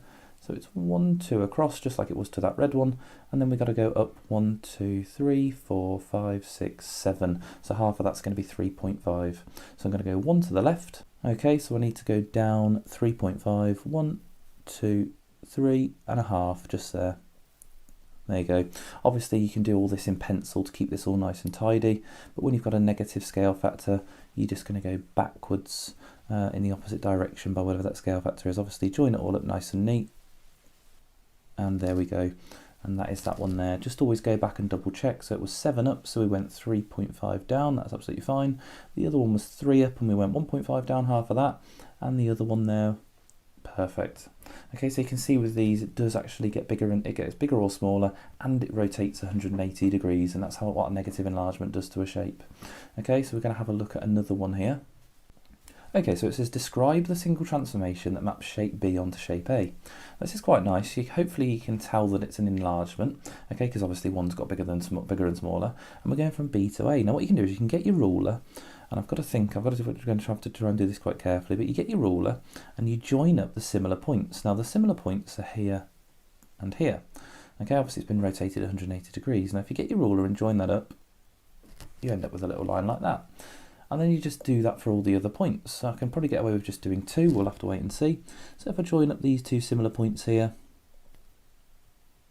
there we go, they join up just like that. And what you'll find is that there's this little crossover point, and that tells you where the centre of enlargement is. So I know that it's an enlargement, we've already got that, so I'm going to have to state it's an enlargement. Okay, so it's an enlargement. I've got to get what the scale factor is. I haven't got that quite yet, but I'll have a look. We know it's negative as it's getting this 180 flip. So we know it's negative. We'll come up with the number in a sec. And I know where the centre of enlargement is. So centre of enlargement. And we just write down what that coordinate is, and it's 2, 2. So centre of enlargement 2, 2. Now to count that scale factor, we're just going to count this side here maybe, and this side here, and just see how much bigger it's got. So that's gone from a length of 1 to a length of 3, so that is a -3 scale factor. So it's an enlargement, scale factor -3, centre of enlargement 2, 2. And you can use that approach for any of these enlargements, whether it's negative or not. Also, you might just want to note here that if it had been from A to B, it would have been the other way around. It would have gone from 3 down to 1, and my scale factor instead, if I was going from A to B, it'd be exactly the same description there, but my scale factor would be -1/3, because it's getting 1/3 of the size going the other way. Okay, so 2 different ones, but the description would be exactly the same there. Okay, so we're going to have a look at some circle theorems. For the purpose of keeping this video as short as we can, I'm only going to go over a couple of them and just how to approach the question. If you want to have a look at every single circle theorem, how to tackle every type of question, you'll have to look at my circle theorems video. Now, some information to go along with this. I'm going to say that AP and BP are tangents. There we go. So, when it comes to tangents, they meet at equal length. That's one of our circle theorems. So these two lines here are equal length, meaning that APB, that triangle there, is an isosceles, meaning that the base angles, these two, are the same. So there we go. We can start to figure out some of the angles here, because if we do 180, the angles in a triangle, take away 86, it leaves us with 94. That we can split in half to share it between our two triangles there. So 94 divided by 2 is 47. So both the angles at the bottom of the triangle there are 47. There we go. And as with all these questions, it always says to state your reasons. So you would say tangents meet at equal length, therefore this triangle is an isosceles, okay, and writing that down. Okay, on to the next bit. We've also got, and it doesn't say it here, but O is the centre of the circle. Now O to B there is a radius, looking at this line just here. And a radius meets a tangent at 90 degrees, meaning, you can always draw this on the diagram when you see a tangent meeting a radius, we've got a right angle just here. So we can work out the value of x, because if the full angle is 90, we're going to do 90, take away the 47, and that leaves us with 43 degrees. The important part with this question is to make sure you write down all those reasons. So we would write that tangents meet at equal length, isosceles base angles are the same, and then our final reason for this bit of the working out, the tangent meets the radius at 90 degrees, and therefore we could do 90 take away 47. Okay, a different circle theorem question with some different circle theorems within this one. So if you have a look, we've got these points A, D, C, B around the circle, and that forms a quadrilateral. And these are called the cyclic quadrilaterals. And the rule here is that opposite angles add up to 180. So we've got the 70 over there, so opposite that is the y. And opposite angles have to add up to 180, so we could do 180 take away 70. And it gives us our answer of 110 degrees. And our reason for that, which we would have to write down again, is that opposite angles in a cyclic quadrilateral add up to 180. The next one here is to find this angle x, and that's going to involve one of our other circle theorems. And when you've got these points made at the centre, I'm just having a look at points D and B, and I always do this with a little highlighter. But if I make this angle 70 here, I can also, from the same 2 points, make this angle here at the centre. And that's one of our other circle theorems. Angles at the centre are double angles made at the circumference from the same 2 points. So to work out angle x, and this first one we did was y, to work out angle x we would just do 70 times 2, double it, and that would give us 140 degrees. And again, that would be accompanied by the reason angles at the centre are double angles at the circumference when they're made from the same arc.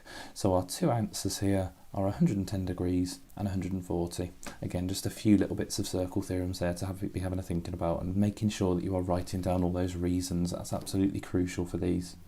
Okay, so we're on to some congruent triangles. It says prove angle ABD is congruent to CBD. Now if you have a look, ABD is the triangle on the left and CBD is the triangle on the right. Now in order to prove triangles are congruent, we need to look for similar sides and similar angles. Now the first one that pops into my head is the line B to D, this line in the middle. Okay, I'll highlight that. This line B to D in the middle is the same for both triangles.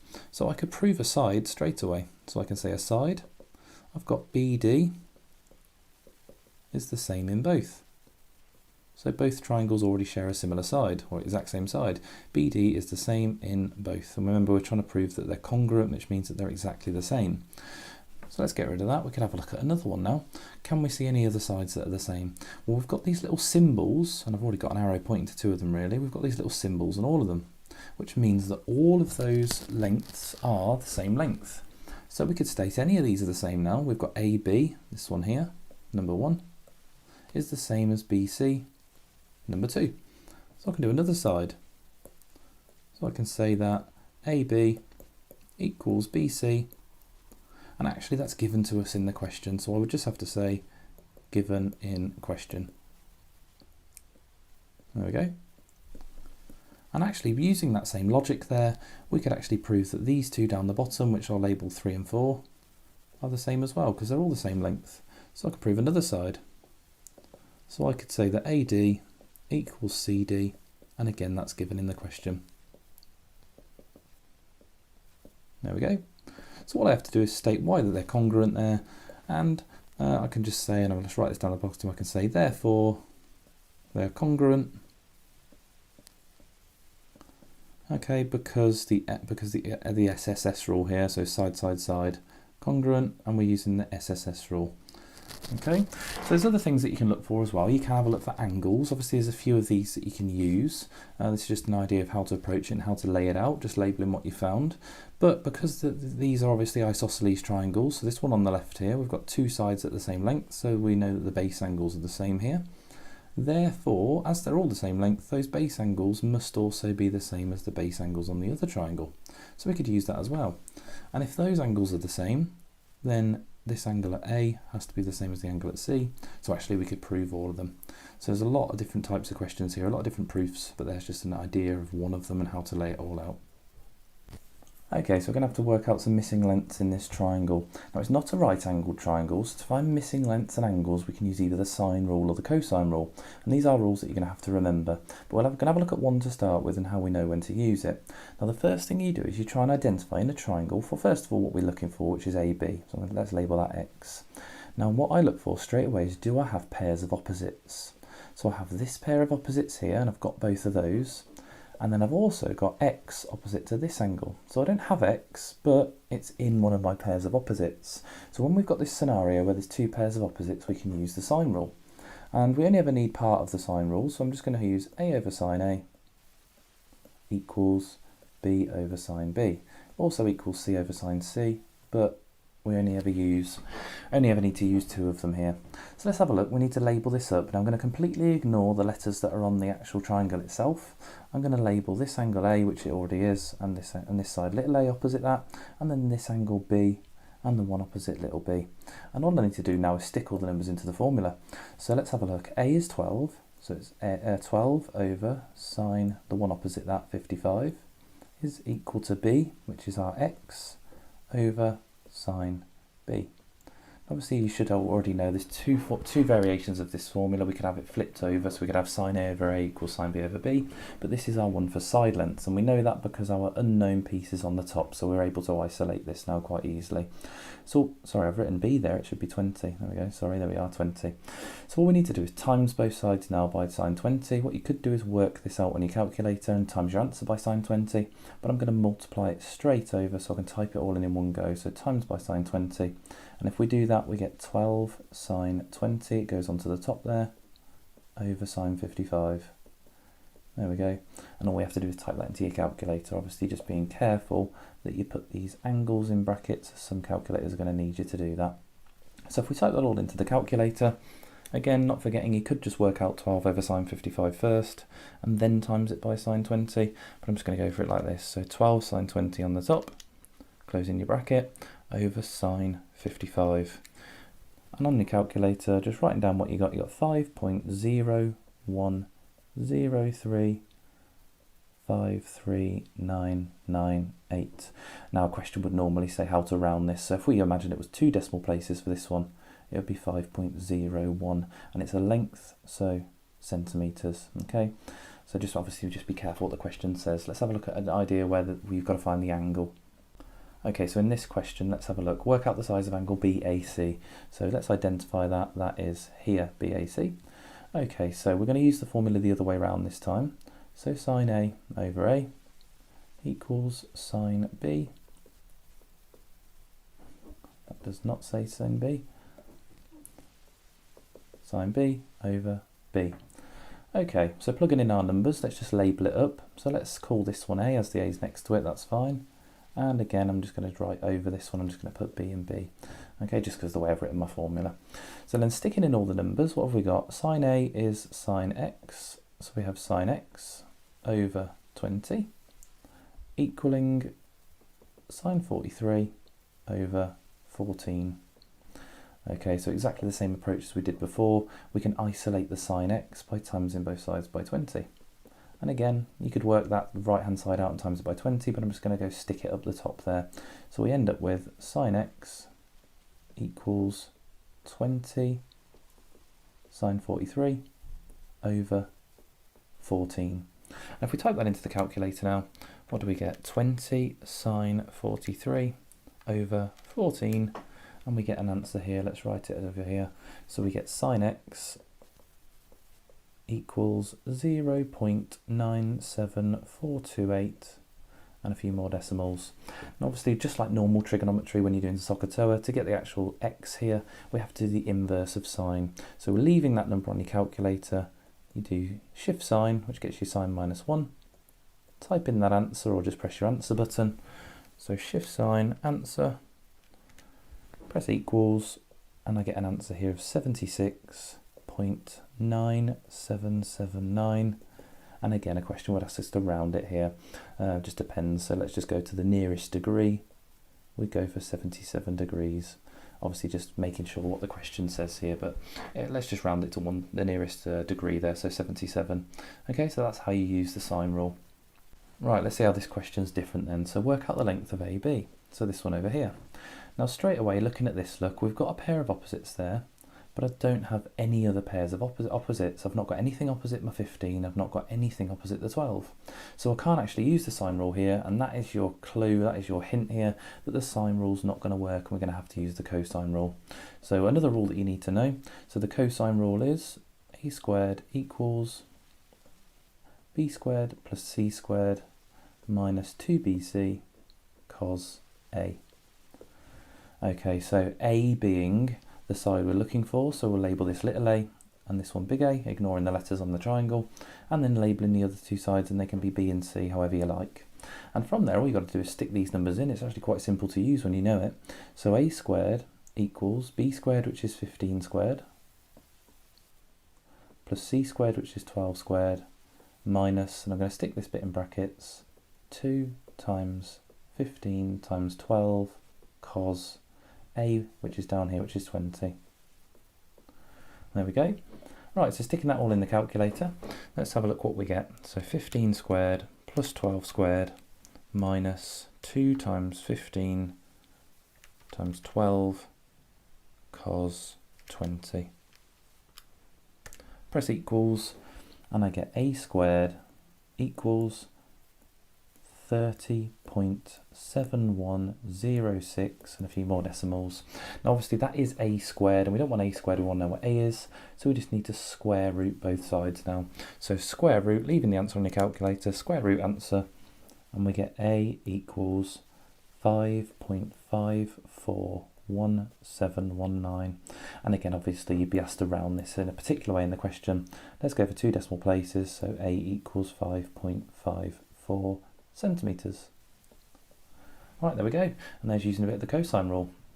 Okay, so working out the size of angle BAC, which again is this one at the top, and again just having a look, there are definitely no opposites because we've got no other angles, but the angle that we're looking for is going to be our A, and it is opposite 9. There we go, so the others can be B and C again. Now obviously here we're looking for an angle, so it's up to you if you choose to learn the formula. I tend to find that I just learn this formula, a squared equals b squared plus c squared minus 2bc cos A, and then I'm quite happy just rearranging that to get cos A on its own. So in order to do that, I'm going to get this whole minus 2bc cos A, I'm going to add it to the other side, so we get a squared plus 2bc cos A equals b squared plus c squared. Now I can get rid of that a squared, so we can minus a squared from both sides, so minus a squared, and you get 2bc cos A equals b squared plus c squared minus a squared now. And now you can finish off this rearrangement. You can divide by 2bc just to leave you with cos A. So cos A equals b squared plus c squared minus a squared over 2bc. It's up to you. You can choose to just learn that formula if you want, but that's the formula we're going to use to find an angle. So plugging in all these numbers then just into my formula there, we'll get cos A equals b squared plus c squared, so 10 squared plus 5 squared, minus a squared, so minus 9 squared, all over 2 times b times c, so 2 times 10 times 5. Nice and easy typing that into the calculator, so fraction button, 10 squared plus 5 squared minus 9 squared all over 2 times 10 times 5. And that equals, let's have a look, so cos A equals 0.44, and then same process again, we need to do the inverse of cos, so cos minus 1 of your answer, and you get, let's have a look, shift cos, answer, and I get 63.896. There we go, degrees. And again, we could round that, so we could just say 63 point, and let's just go to one decimal place, 63.9 degrees. Again, just reading the question. And that's how to use the cosine rule for finding angles. Moving on to the area of a triangle. So your area of a triangle formula, obviously not half base times height, because we don't have the height here. So for any triangle, the area is half AB sine C. So half AB sine C, another formula there that you need to know. And let's just have a look at how we apply that. So sine C, this time the angle that we're going to use is going to be our C. So we'll call that C. This would then be little c, and the others will be A and B, and they can be A and B in either order. And then it's as simple as just sticking those numbers into a formula. So it's half times 5 times 8 times sine 41. There you go. Type that into the calculator. So half times 5 times 8 times sine 41. And we get the answer 13.12.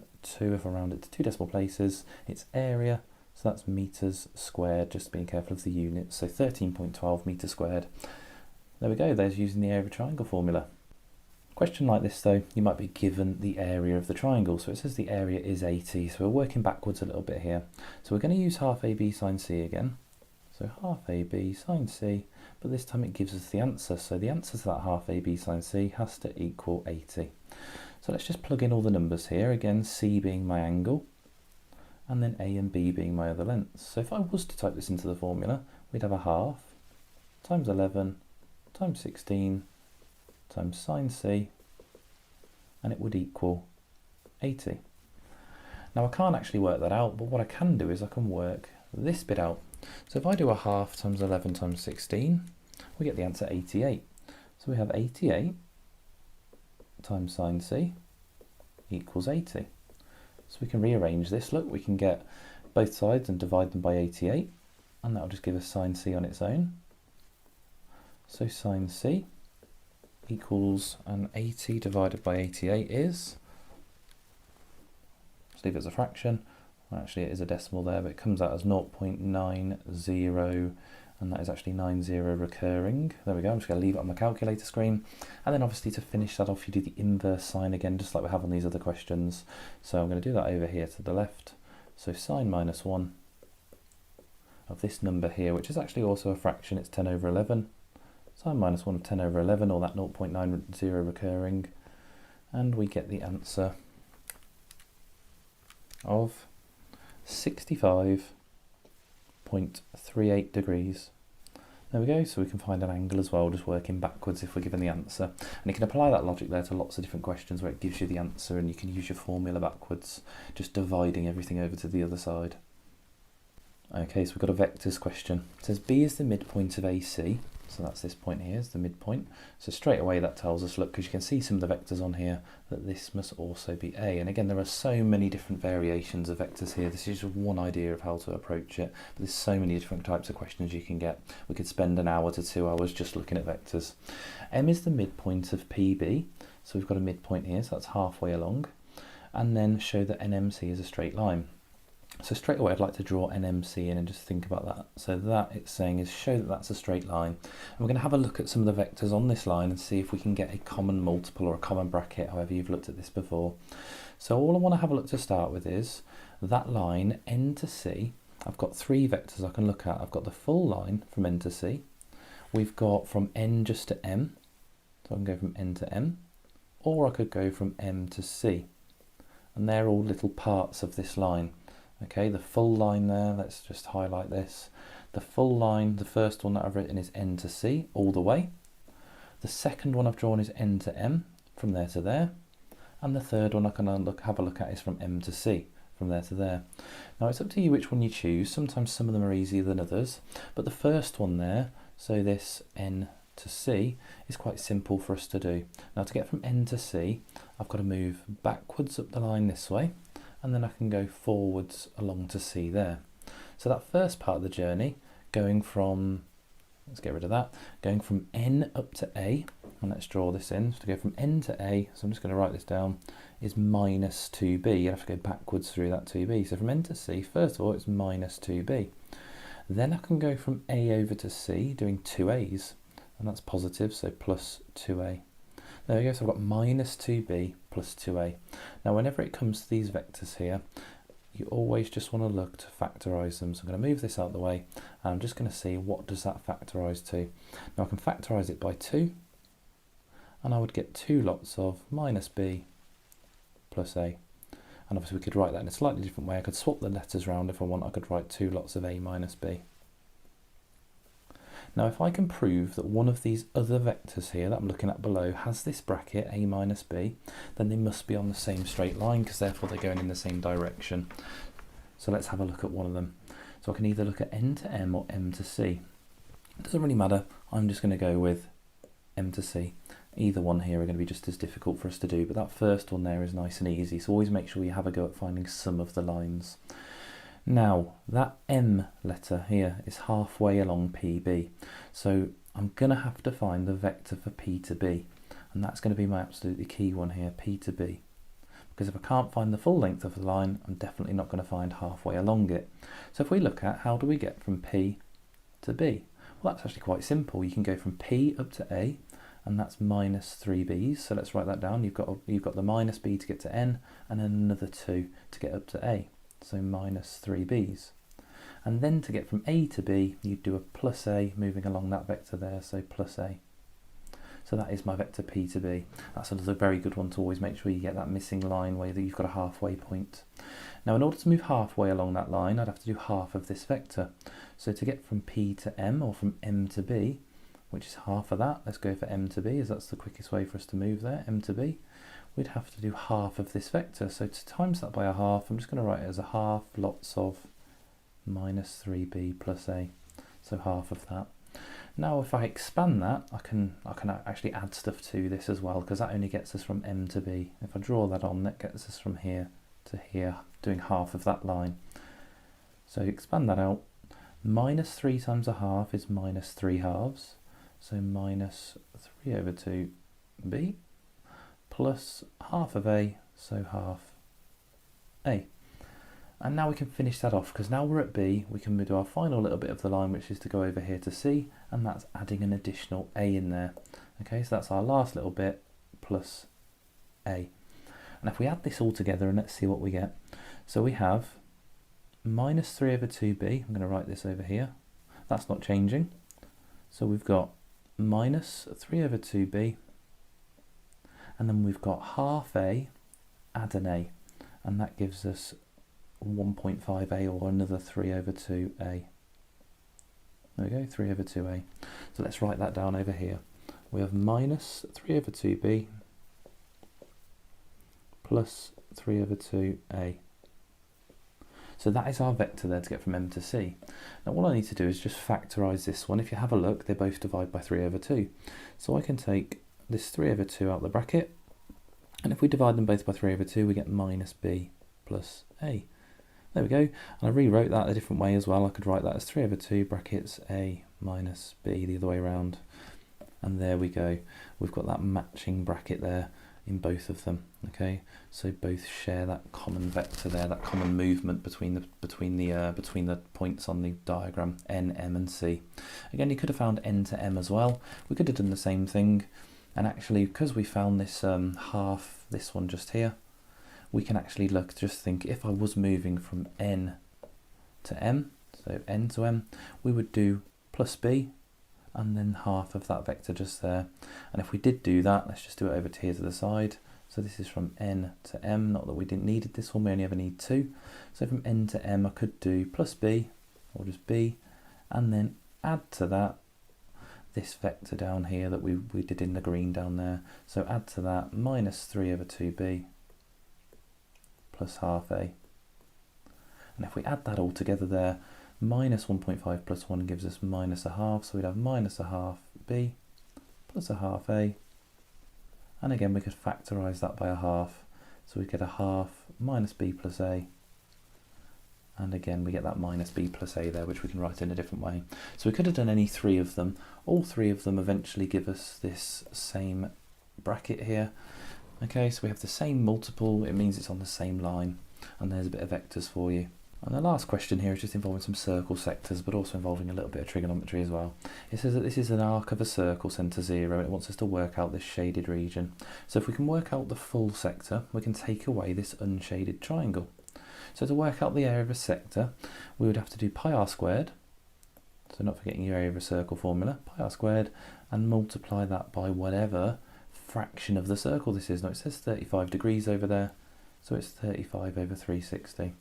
So if we plug those numbers in, it will give the area of the sector.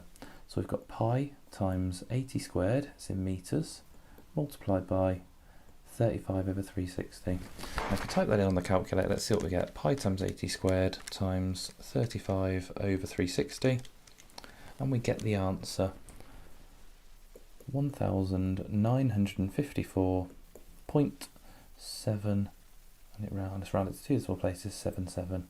Obviously just be careful what the question says again, and that's metres squared. Then we can work out the area of the triangle, and obviously not forgetting, just because it's not just a triangle on its own, we can still use our half AB sine C. So we can use half AB sine C to get this one,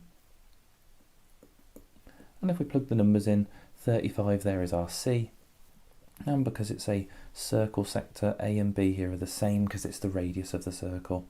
So we can do half times 80 times 80 times sine 35.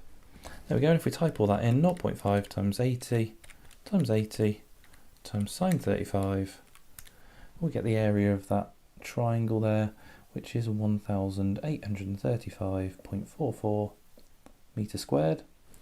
And then to finish that off, we can do the bigger shape, the sector, subtract the area of the triangle, so 1954.77, take away this 1835.44, and that leaves us with an overall area here. Let's work it out, 1954.77, take away answer, and we get 119.325 metres squared.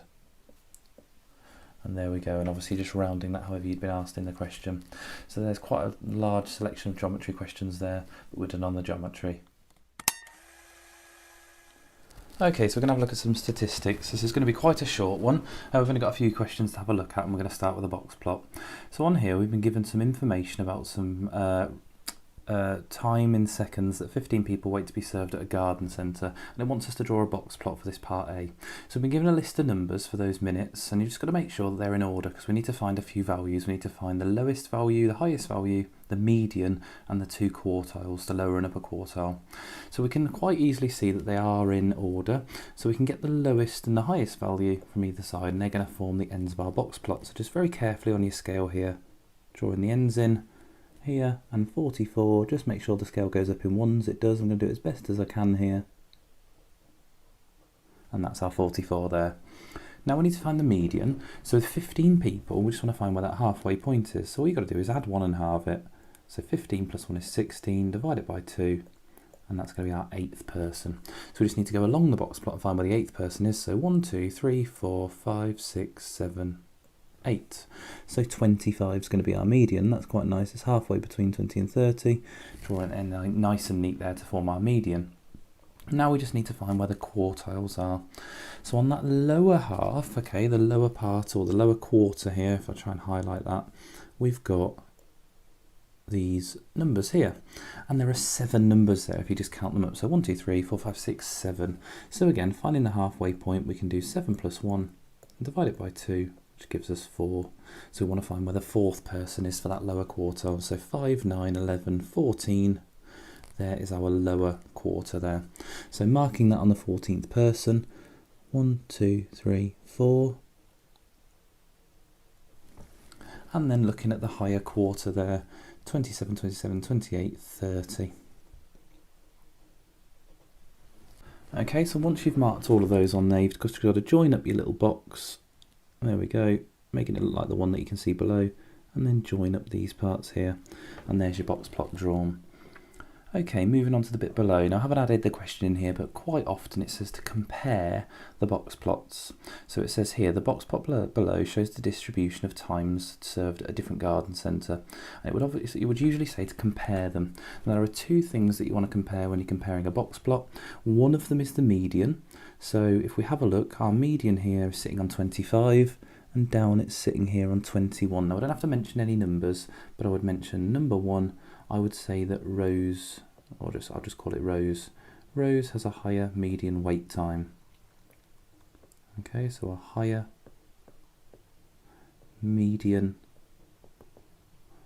wait time.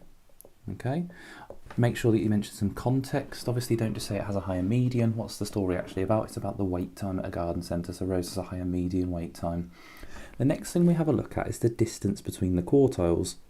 And again, I don't have to mention any numbers, but I just have to think, this is the distance between the quartiles. It's called the interquartile range. And on the one below, here is the distance. Now hopefully you can see there visually that on the Greens Garden Centre there is a higher interquartile range, meaning that the data is more spread out, and you want to mention that word spread out. So number 2, my comparison here, Greens has a higher, I'm going to abbreviate it to IQR, interquartile range, meaning the data is more spread out, or meaning the wait times are more spread out. There you go, more spread out, and mention that word there, spread. There you go, so more spread out, and that is drawing a box plot and also making a comparison between the two. Let's move on to our next one. Okay, so the next question here, we're going to draw a cumulative frequency graph. Okay, so it says cumulative frequency up here, and then it says some information about the speed of 100 lorries, which it starts to tell us over here. Now, sometimes it might give you an extra table down here to draw them in. Just take note of the fact with cumulative frequency, we are doing a cumulative total as we go up these speeds here in our groups. So we start off with 2, which is shown to us in the table just here. And then it says in the next part of the table, right here, it says, look, 0 to 40. Now that is correct. It should say 0 to 40 because that's going right from 0 all the way up to 40. And that means the accumulation or the cumulative total of 2 and 9 there. And if you add up 2 and 9, we have 11. Then there's 23. So from 0 to 60. So add the 23 into that as well. We have 34. Add the 31 into that. We get 65.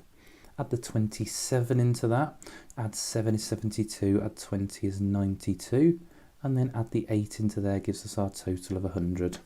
Now if it doesn't give you a little table to the side, you just have to do it over to the side of your table here, so 11, 34, 65, 92 and 100, and just drawing it in there instead, but sometimes it might give you the table. From there, it's quite nice and simple. We just have to actually draw it. Now, when we draw a cumulative frequency graph, we plot these numbers, these cumulative frequency numbers, against these values here, the endpoints. Okay, so depending on which table you've got, we're just going to plot it against that. So if I do this nice and as quick as I can anyway, because it's quite small, but 20 to 2 is here. Make sure it's nice and accurate. Mine's not going to be perfect. And then we've got 11, the cumulative frequency going to 40, so 11 is here. Then we have 34, and it just goes along 20 every time, so 34 is around about here. Then 65, there we go. Then we've got 92, which is here, and then finishing it up on the 100. There we go. Now when it comes to a cumulative frequency graph, it is a nice smooth curve. Just have a look what your starting number is. Now your starting number, if I highlight it, is over here. It starts on 0, so we're going to start from 0, and we're going to do a nice smooth curve, making sure you go through all the points. And there we go, there's your cumulative frequency graph. Now there's a few things that you can read off a cumulative frequency graph. The actual question that we're going to have a look at down here is find an estimate for the number of lorries with a speed of more than 90. But there's lots of things you can find. We'll start with this one. So a speed of more than 90, if we have a look, well, a speed of 90 is here. So all I have to do is very carefully go up to my graph and show this on your question, and then you go across to the left. Now this is going to vary depending on different people's curves. I'm going to try and read it as best as I can. Mine looks like it's coming out at around 84. So the answer is not 84 because it says an estimate for the number of lorries with a speed of more than 90. Well, there's 100 lorries in total, 84 are up to 90 miles an hour, so it's the additional 16 on top of that, so it's 100 take away the 84 would be 16. But that's not just the only thing that you can find from a cumulative frequency graph, and if I swap to another colour, we could also find the median. So if I have a look, if there's 100 lorries, the median's going to be here, sitting on the 50th, and I could go along and I could find the median speed. Let's have a look, and then drop it down. It looks like that lands on 70 for me. So I could have a median of 70, that's something else I could have a look at. I could also have a look at the quartiles and the interquartile range again. We could find 25, I could go along from there. I could find 75, which is around about here. I could find those two values and then work out the distance between them for the interquartile range as well. So there's a lot of things that you could have a look at. Obviously you just need to make sure you draw it on the graph, and if you do the interquartile range, which is quite a good one, you go across, you find your value down here. Again, mine's not going to be perfect, it looks like about 82 or 84. Just to go for the best as I can on here, 84. If I go along for 25, that comes down, looks like at about 58 for me. So if I wanted to find the interquartile range, I could do that as well. I could do the interquartile range, and that would be 84 take away 58. There you go, and I'd work that out. What does that come out as? 26. There you go, so my interquartile range would be 26. My median down there was 70, but obviously this question was asking for the estimate there. But lots of things that you can find from a cumulative frequency graph. Next up's a histogram. This is going to be probably the fiddliest one to actually draw on here. So there's a formula that you need for histograms, because obviously on the side of this we have frequency density. So the formula for frequency density is frequency divided by class width. Okay, we'll have a little talk about that. Frequency divided by class width. Now essentially all we're really going to do here is find out what the height of each little rectangle is going to be for our histogram. Now we've already got the widths determined for us, they're in the graph here, so that one there, 60 to 65, has a width of 5.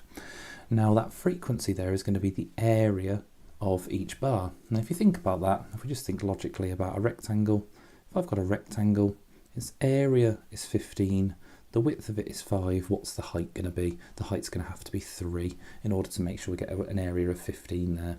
So essentially all we're going to do is the same thing. We're just going to do the frequency, which is the area, like in my formula here, 15, and divide it by the width, which is 5. 15 divided by 5 gives us 3. So I'm just going to do a little separate column here for frequency density, and I'm going to work out all the frequency densities. So you might just want to write down these widths over here. So this one's 5, this one's 5, this one's 10, and then this one's 20, so we do have different widths here.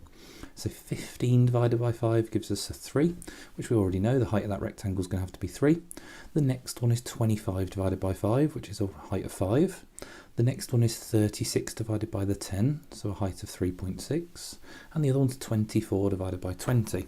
24 divided by 20 is 12 over 10, it's 1.2. Again, if you've got a calculator, that's okay. Don't forget though, some of these harder ones, you could also always write that, couldn't you? You could write 24 over 20, which is 12 over 10. And that's a little bit easier then to turn into 1.2. Okay, so 1.2 for that one. You've then just got to be very, very careful. We've just got to plot this on the left. So we're going to have frequency density. So make sure you label that if it's not given to you. Our highest height there is 5.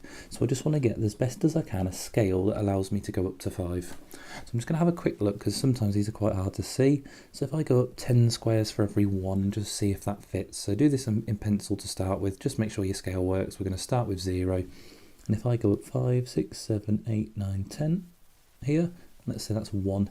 So then up 3, 4, 5, 6, 7, 8, 9, 10, 2, 1, 2, 3, 4, 5, 6, 7, 8, 9, 10, 3, up again, 10 is 4, and then 5 does perfectly fit there. You could do it smaller, but I'm going to try and give myself as much space as possible, so making sure we've got the labels here.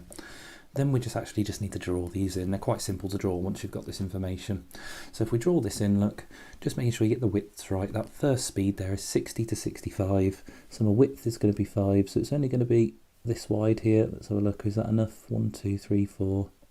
Another square along 5, and that's going to go up to 3.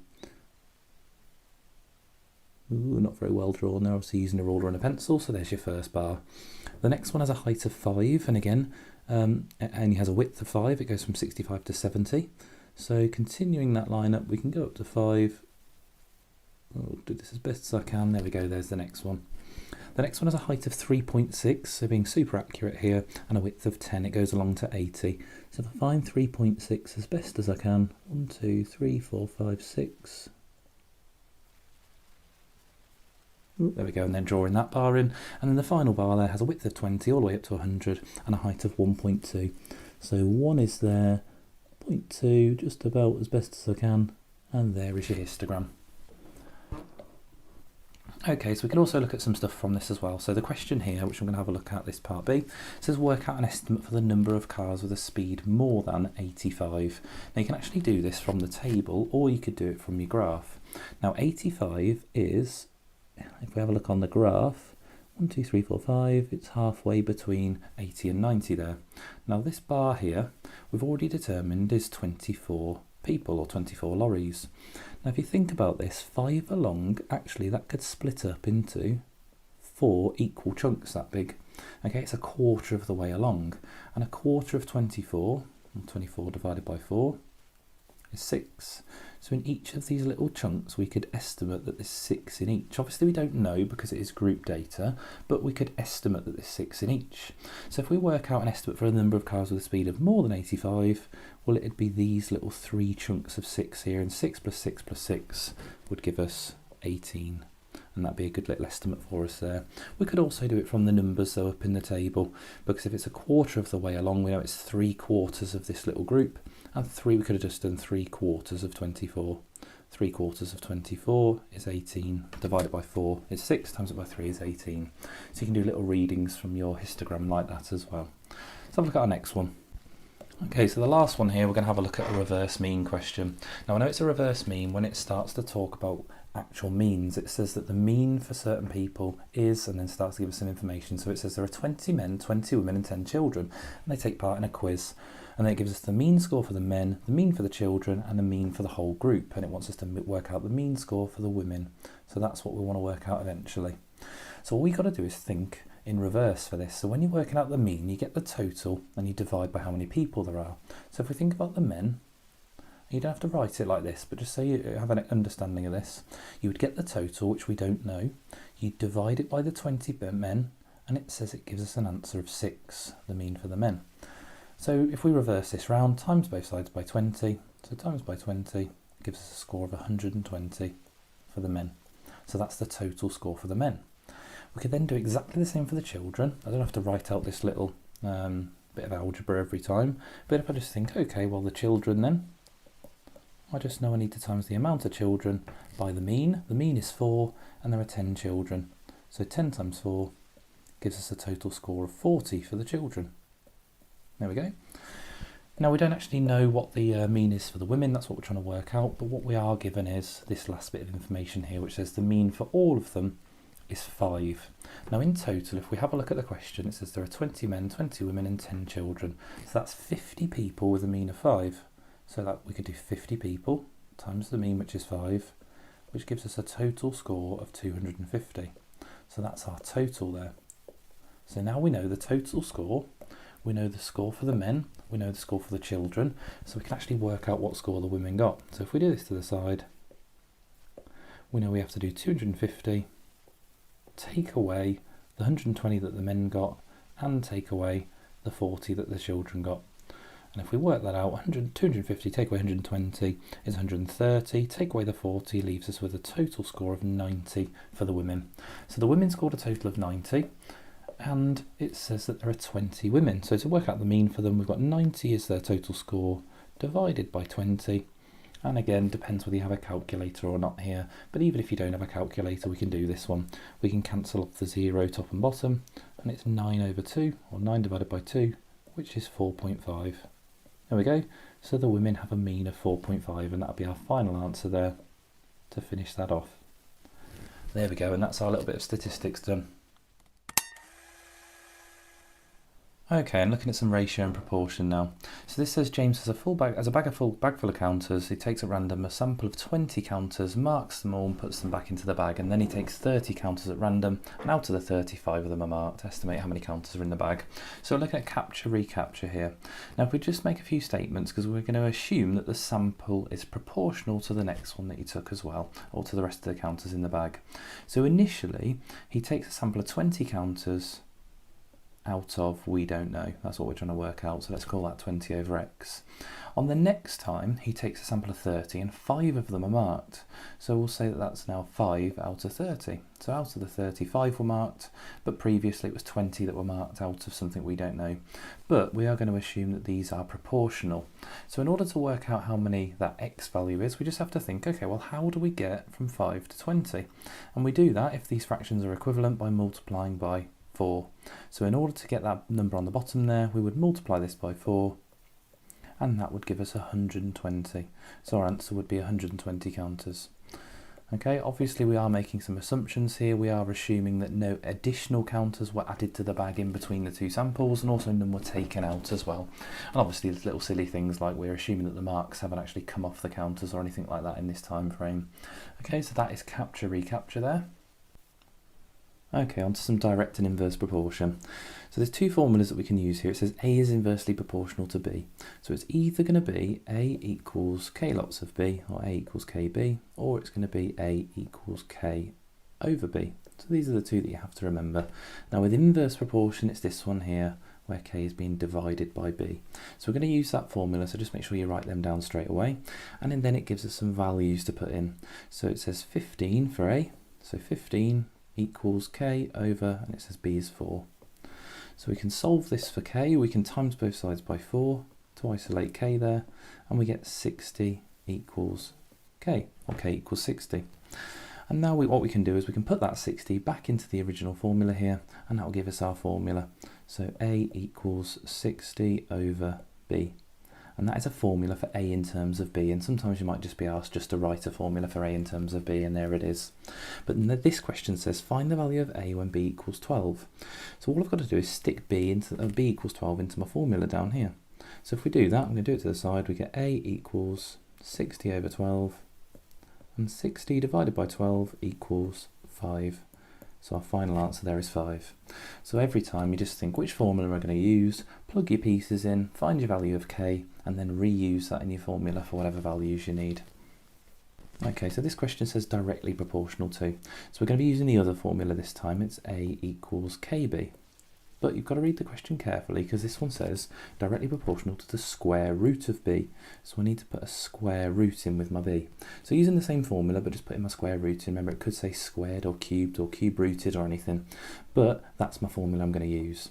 Then it says when A is 18, B equals 16. So if we put those values in, A is 18, so 18 equals K, and I'm going to put a times sign in here, the square root of 16, and you can do that in your head hopefully. The square root of 16 is 4. So I'm just going to put K times 4. Now again, we can actually find the value of K here. We can divide both sides by 4. So if I divide both sides by 4, we get a decimal here because it's 18 over 4. So 18 over 4 equals K. Now if we simplify that down, let's have a look. Divide top and bottom by 2, we get 9 over 2. Which we can either leave as that or we can turn into 4.5. I might just leave it as 9 over 2 for the moment, see where we end up with this, but we've got our value of K. So if we put that back into our formula now, so just putting that back up here for our value of K, we get A equals 9 over 2 root B. There we go, and there is our formula for A in terms of B. A is 9 over 2 or 4.5 times root B. And then it says find the value of B when A equals 2. So if we put those into our formula there, A equals 2, so 2 equals 9 over 2 root B. There we go. Right, so we need to rearrange this. So I need to divide both sides by 9 over 2 or divide both sides by 4.5. If we've got a calculator, that's fine. If we don't know, we can just do 2 divided by 9 over 2. Remember in fraction rules, that would be 2 over 1, and you would times it by the flipped version, 2 over 9, and that would give us 4 over 9. So 4 over 9 equals root b, and if you've got a calculator you can just type that straight in. So 4 over 9 equals root b. In order to find out what b is, we just need to square both sides, and when you square both sides there, 4 squared is 16, 9 squared is 81, there we go, and we get 16 over 81, so our final answer there is a fraction. There we go, just following those normal fraction rules there. That would have been absolutely fine with a calculator, but just a different way to approach this if it is non-calculator. Okay, so we've got one of these questions with lots of ratios going on. It says in a bag of shapes are either circles or squares, and then they're white or black, and gives us some ratios about them. And it wants us to work out what fraction of all the shapes are white. Now if I start to break this information down a bit, it says fraction, so I'm going to just start to turn these into fractions. Now it says we've got circles and squares, and that's in the ratio 3 to 5. So in total that's 8, so we've got 3/8 that are circles, and 5/8 that are squares. And then it gives us some information, so it says the ratio of black circles to white circles is 5 to 7. So if we have a look at this, we've got black and white, and that is 5 out of 12, 5 plus 7, and 7 out of 12 for the white ones, okay? And then it goes on to the squares, so we've got 1 to 3, and again that's black to white. 1 to 3, so it's 1/4 and 3/4. Now if I treat this just like a probability tree, because it asks me for the total fraction, so if I think, well, what's the probability of picking a white, a white shape? So if we have a look at the circles, we can go through the 3/8 and down the white shapes there to 7/12. So just like on a probability tree, we would do 3/8 and multiply it by 7/12, and that's going to tell me the fraction of circles that are white. I can do the same with the squares, so 5/8 multiplied by that one there, 3/4. So 5/8 multiplied by 3/4, and that's going to tell me the fraction of squares that are white. Now if we work these out, times in fractions is nice and easy. So times in the top, let's just move this to the side a little bit. So times in the top there, we would get 21 over 96. Times in these on the right, we would get 15 over 8 times 4, which is 32. And there's our two fractions. Now just like with probability here, we just need to add these two together, which means we need a common denominator. So not very nice, but you might have spotted here that this fraction simplifies. And if we divide the top and bottom by 3, 21 divided by 3 is 7, and 96 divided by 3 is 32. So actually we can now add these two fractions together. We've got 7 over 32 here and 15 over 32 here. And if we just add those together to finish that off, now that there's a common denominator, 7 over 32 add 15 over 32 gives us a final answer of 22 over 32. And again, you could even simplify your answer there if you want. It doesn't say to, but if we halve both of them, because they both divide by 2, we get 11 over 16. So completely up to you there. We've got two different answers, 22 over 32 or 11 over 16 would be a fine answer there. But obviously in that scenario it's quite nice because one simplified to make a common denominator. If not, you just have to apply your normal fraction rules there to get your common denominator. On to some equivalent ratios here. So when ratios are equivalent, if we think about this logical idea here, 1 to 2 is also equivalent to 2 over 4. Now we can apply a little trick here, because if that is true there, we can also make the statement that 1 over 2, the left over the right, is equal to 2 over 4. And we know that that's correct, isn't it? 1/2 is equal to 2/4. And I'm going to apply that same trick to this question here. Even though we're involving some algebra now, we've got 3x plus 5, that's not a 3, we've got 3x plus 5 in the first one. So 3x plus 5 over the second one there, x plus 4, is equal to the first one, 2x plus 4, over x plus 2. And there we go, now we've actually got an equation that we can solve. So this is more of an algebra question, but it's a trick with the algebra there, with the ratio. So what we can do, and we've got two fractions either side, we can cross multiply. So I'm going to times the x plus 4 up to this side and times the x plus 2 up to the top of this one.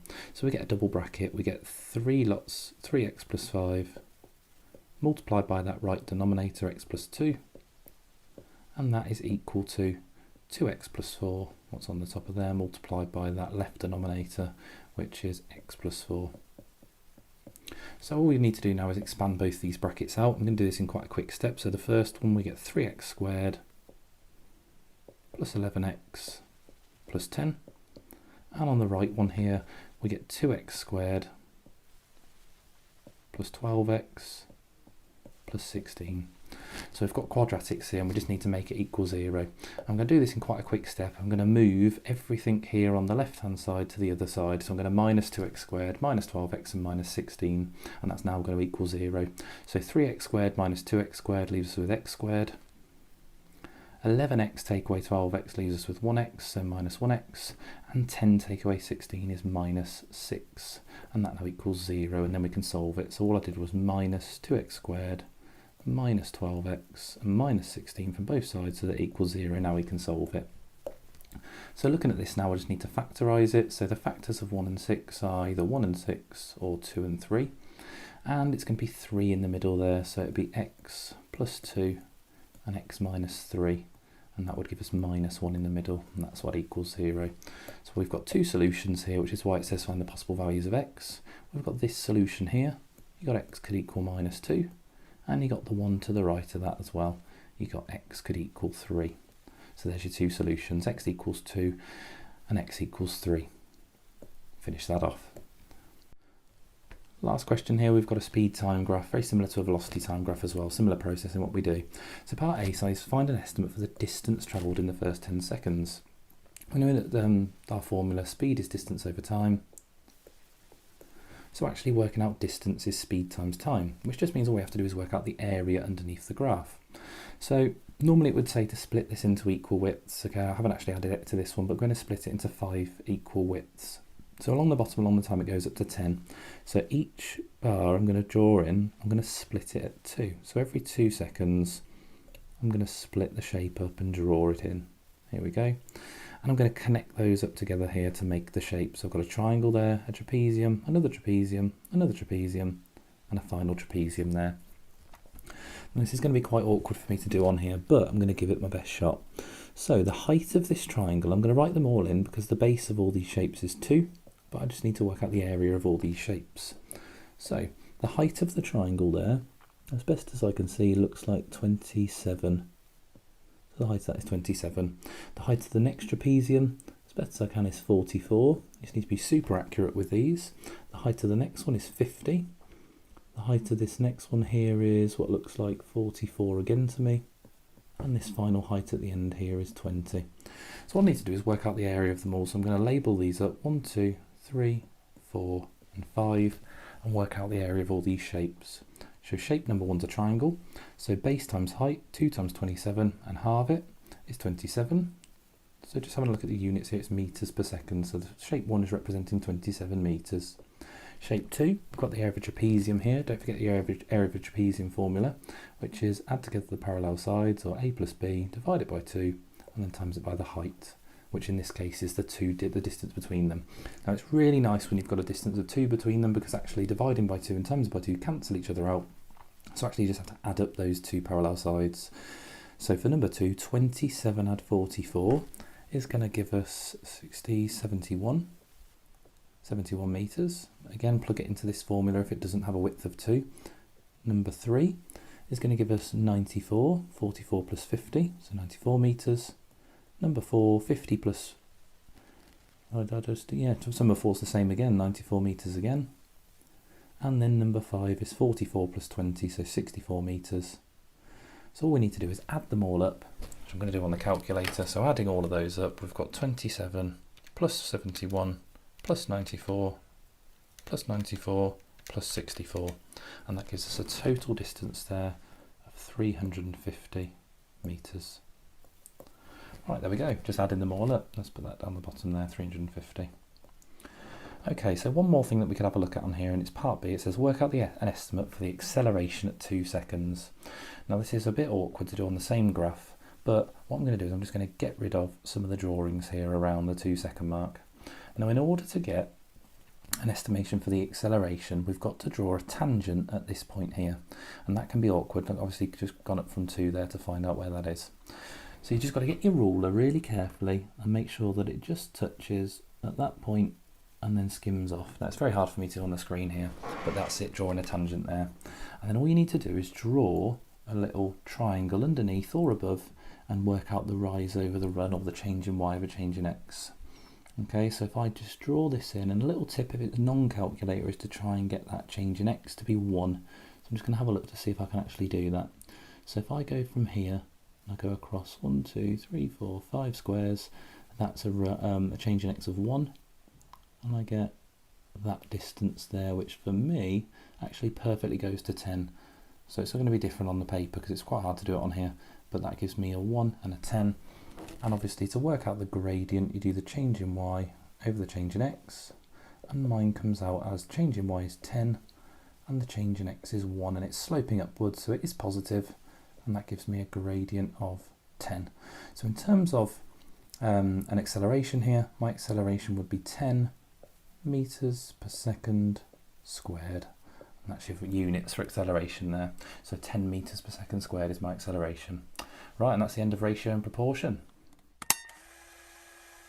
Okay, so moving on to probability. So we've got here, Emma has a bag of shapes, and in the bag there are 8 red cubes, 7 red spheres, 5 blue cubes and 12 blue spheres. Emma's going to take 2 shapes out of the bag, and she's only allowed 1 sphere, 1 cube, 1 red shape and 1 blue shape. How many different ways can she select them? So we're looking at the product rule for counting here in combinations. So all we have to do is think about here, how many options does she have on the first pick, and we're going to multiply it by the amount of options on the second pick. Problem is we've got this scenario here where she's only allowed 1 of each shape and 1 of each colour. So if we think about this at first, if she takes a red cube, then she can't take another red shape, so she can't take any of those red spheres, and she also can't take any of the blue cubes because she's only allowed 1 red shape and 1 cube. So if she takes a red cube, the only other option on the next pick is to take a blue sphere. So for that first option there, she has 8 on the first pick out of the red cubes, multiplied by 12 of the blue spheres. So 8 times 12 would give us the amount of combinations there that she can get for the first pick, and that's going to be 96. So she could take that combination there of red cube and a blue sphere. Now alternatively, she could also take, on the first pick, she could take a red sphere, and that would mean on the next pick she can only take a blue cube to enable her to only have 1 of each shape and 1 of each colour. So that would give her a total amount of combinations there of 7 on the first pick there if we took a red sphere, multiplied by 5 of the blue cubes, and that would be a total of 35. So she has 2 different ways of picking these shapes. We've got 96 options on the first and 35 on the second. So if we add all these different options together, 96 plus 35 would give us a total amount of combinations here of 131 to meet that criteria of only having 1 shape and 1 of the colours for each one there. So 1 sphere, 1 cube, 1 red shape and 1 blue shape, and that's combinations there. You just got to remember how many choices are there on the first pick, and you multiply it by however many choices there are on the second pick, and then combine any if there are multiple different ways. Okay, so the next one, we've got a lot of information here. So it says Sophia asked 50 people which drinks they like best, from tea, coffee and milk, and all 50 people that she asked liked at least one of the drinks.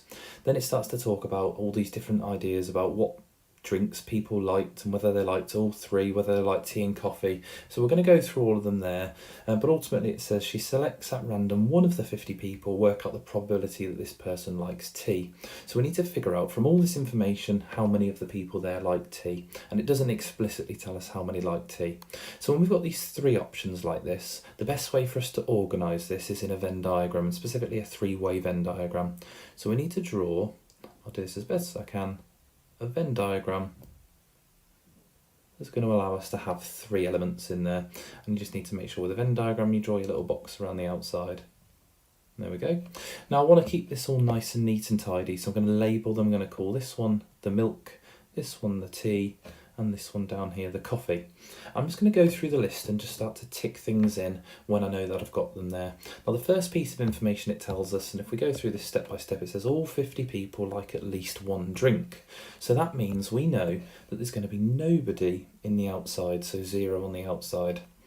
Next thing we've got is 19 people like all 3 drinks, and that's a key piece of information there because we can definitely put that in straight away. The people that like the all 3 are right smack bang in the middle there, so we've got 19 in the middle. So we've dealt with that one, and you can tick them off as you go or highlight them. So that next one says, it says 16 people, I'm going to swap to a different colour here, it says 16 people like tea and coffee but don't like milk. So the people that like tea and coffee are going to be in the crossover between the T and the C circles, but they do not like milk, so that's fine, we can put them in there, 16 that like tea and coffee but do not like milk. There we go. tea and coffee but don't like milk. It then says 21 people, let's try swap to another colour, 21 people like coffee and milk. Oh, I'm just going to get rid of that because I've got too many things going in there. I've got 21 people like coffee and milk. So 21 people that like coffee and milk, well, let's have a look. Coffee and milk is this crossover here, but also includes that 19. It doesn't say 21 people like coffee and milk but don't like tea. So if 21 people like coffee and milk, well, we've already got 19 in there that like coffee and milk, so that's going to be an extra 2 that makes that up to 21 there in that little crossover with coffee and milk. 19 of them also like tea, but then 21 in total like coffee and milk. So that's that one dealt with. How many have we done now? We've done all 4 of those. There's lots on here. On to the next one. We've got 24 people like tea and milk. So 24 people like tea and milk. Let's have a look. Well, tea and milk is this one here. But again, it doesn't say that they don't like coffee. So 24 people like tea and milk. 19 are already in there. So that's going to be an additional 5 people there. And that makes up 19 and 5. That's 24 people in total that like tea and milk. On to the next one. We've got 40 people that like coffee. We've already got 3 people in our coffee circle there. We've got the 2, we've got the 19, and we've got the 16. So in total that adds up to, let's have a look, 2 plus 19 is 21, add the 16 is 37, and it says 40 people like coffee, so that's going to be an extra 3 that make that coffee circle up to 40. Next one, this one's a nice easy one to finish. We've got 1 person likes only milk. So in the milk we've got 1 person, and then we're given no more information. But there is this missing number here in the tea. Now just remember, it did say in the question that she has 50 people. So if we add up all the numbers we've got 1 plus 5 plus 2 plus 19 plus 16 plus 3. And all of that adds up to make 46. And in total we have to have 50 people in our Venn diagram.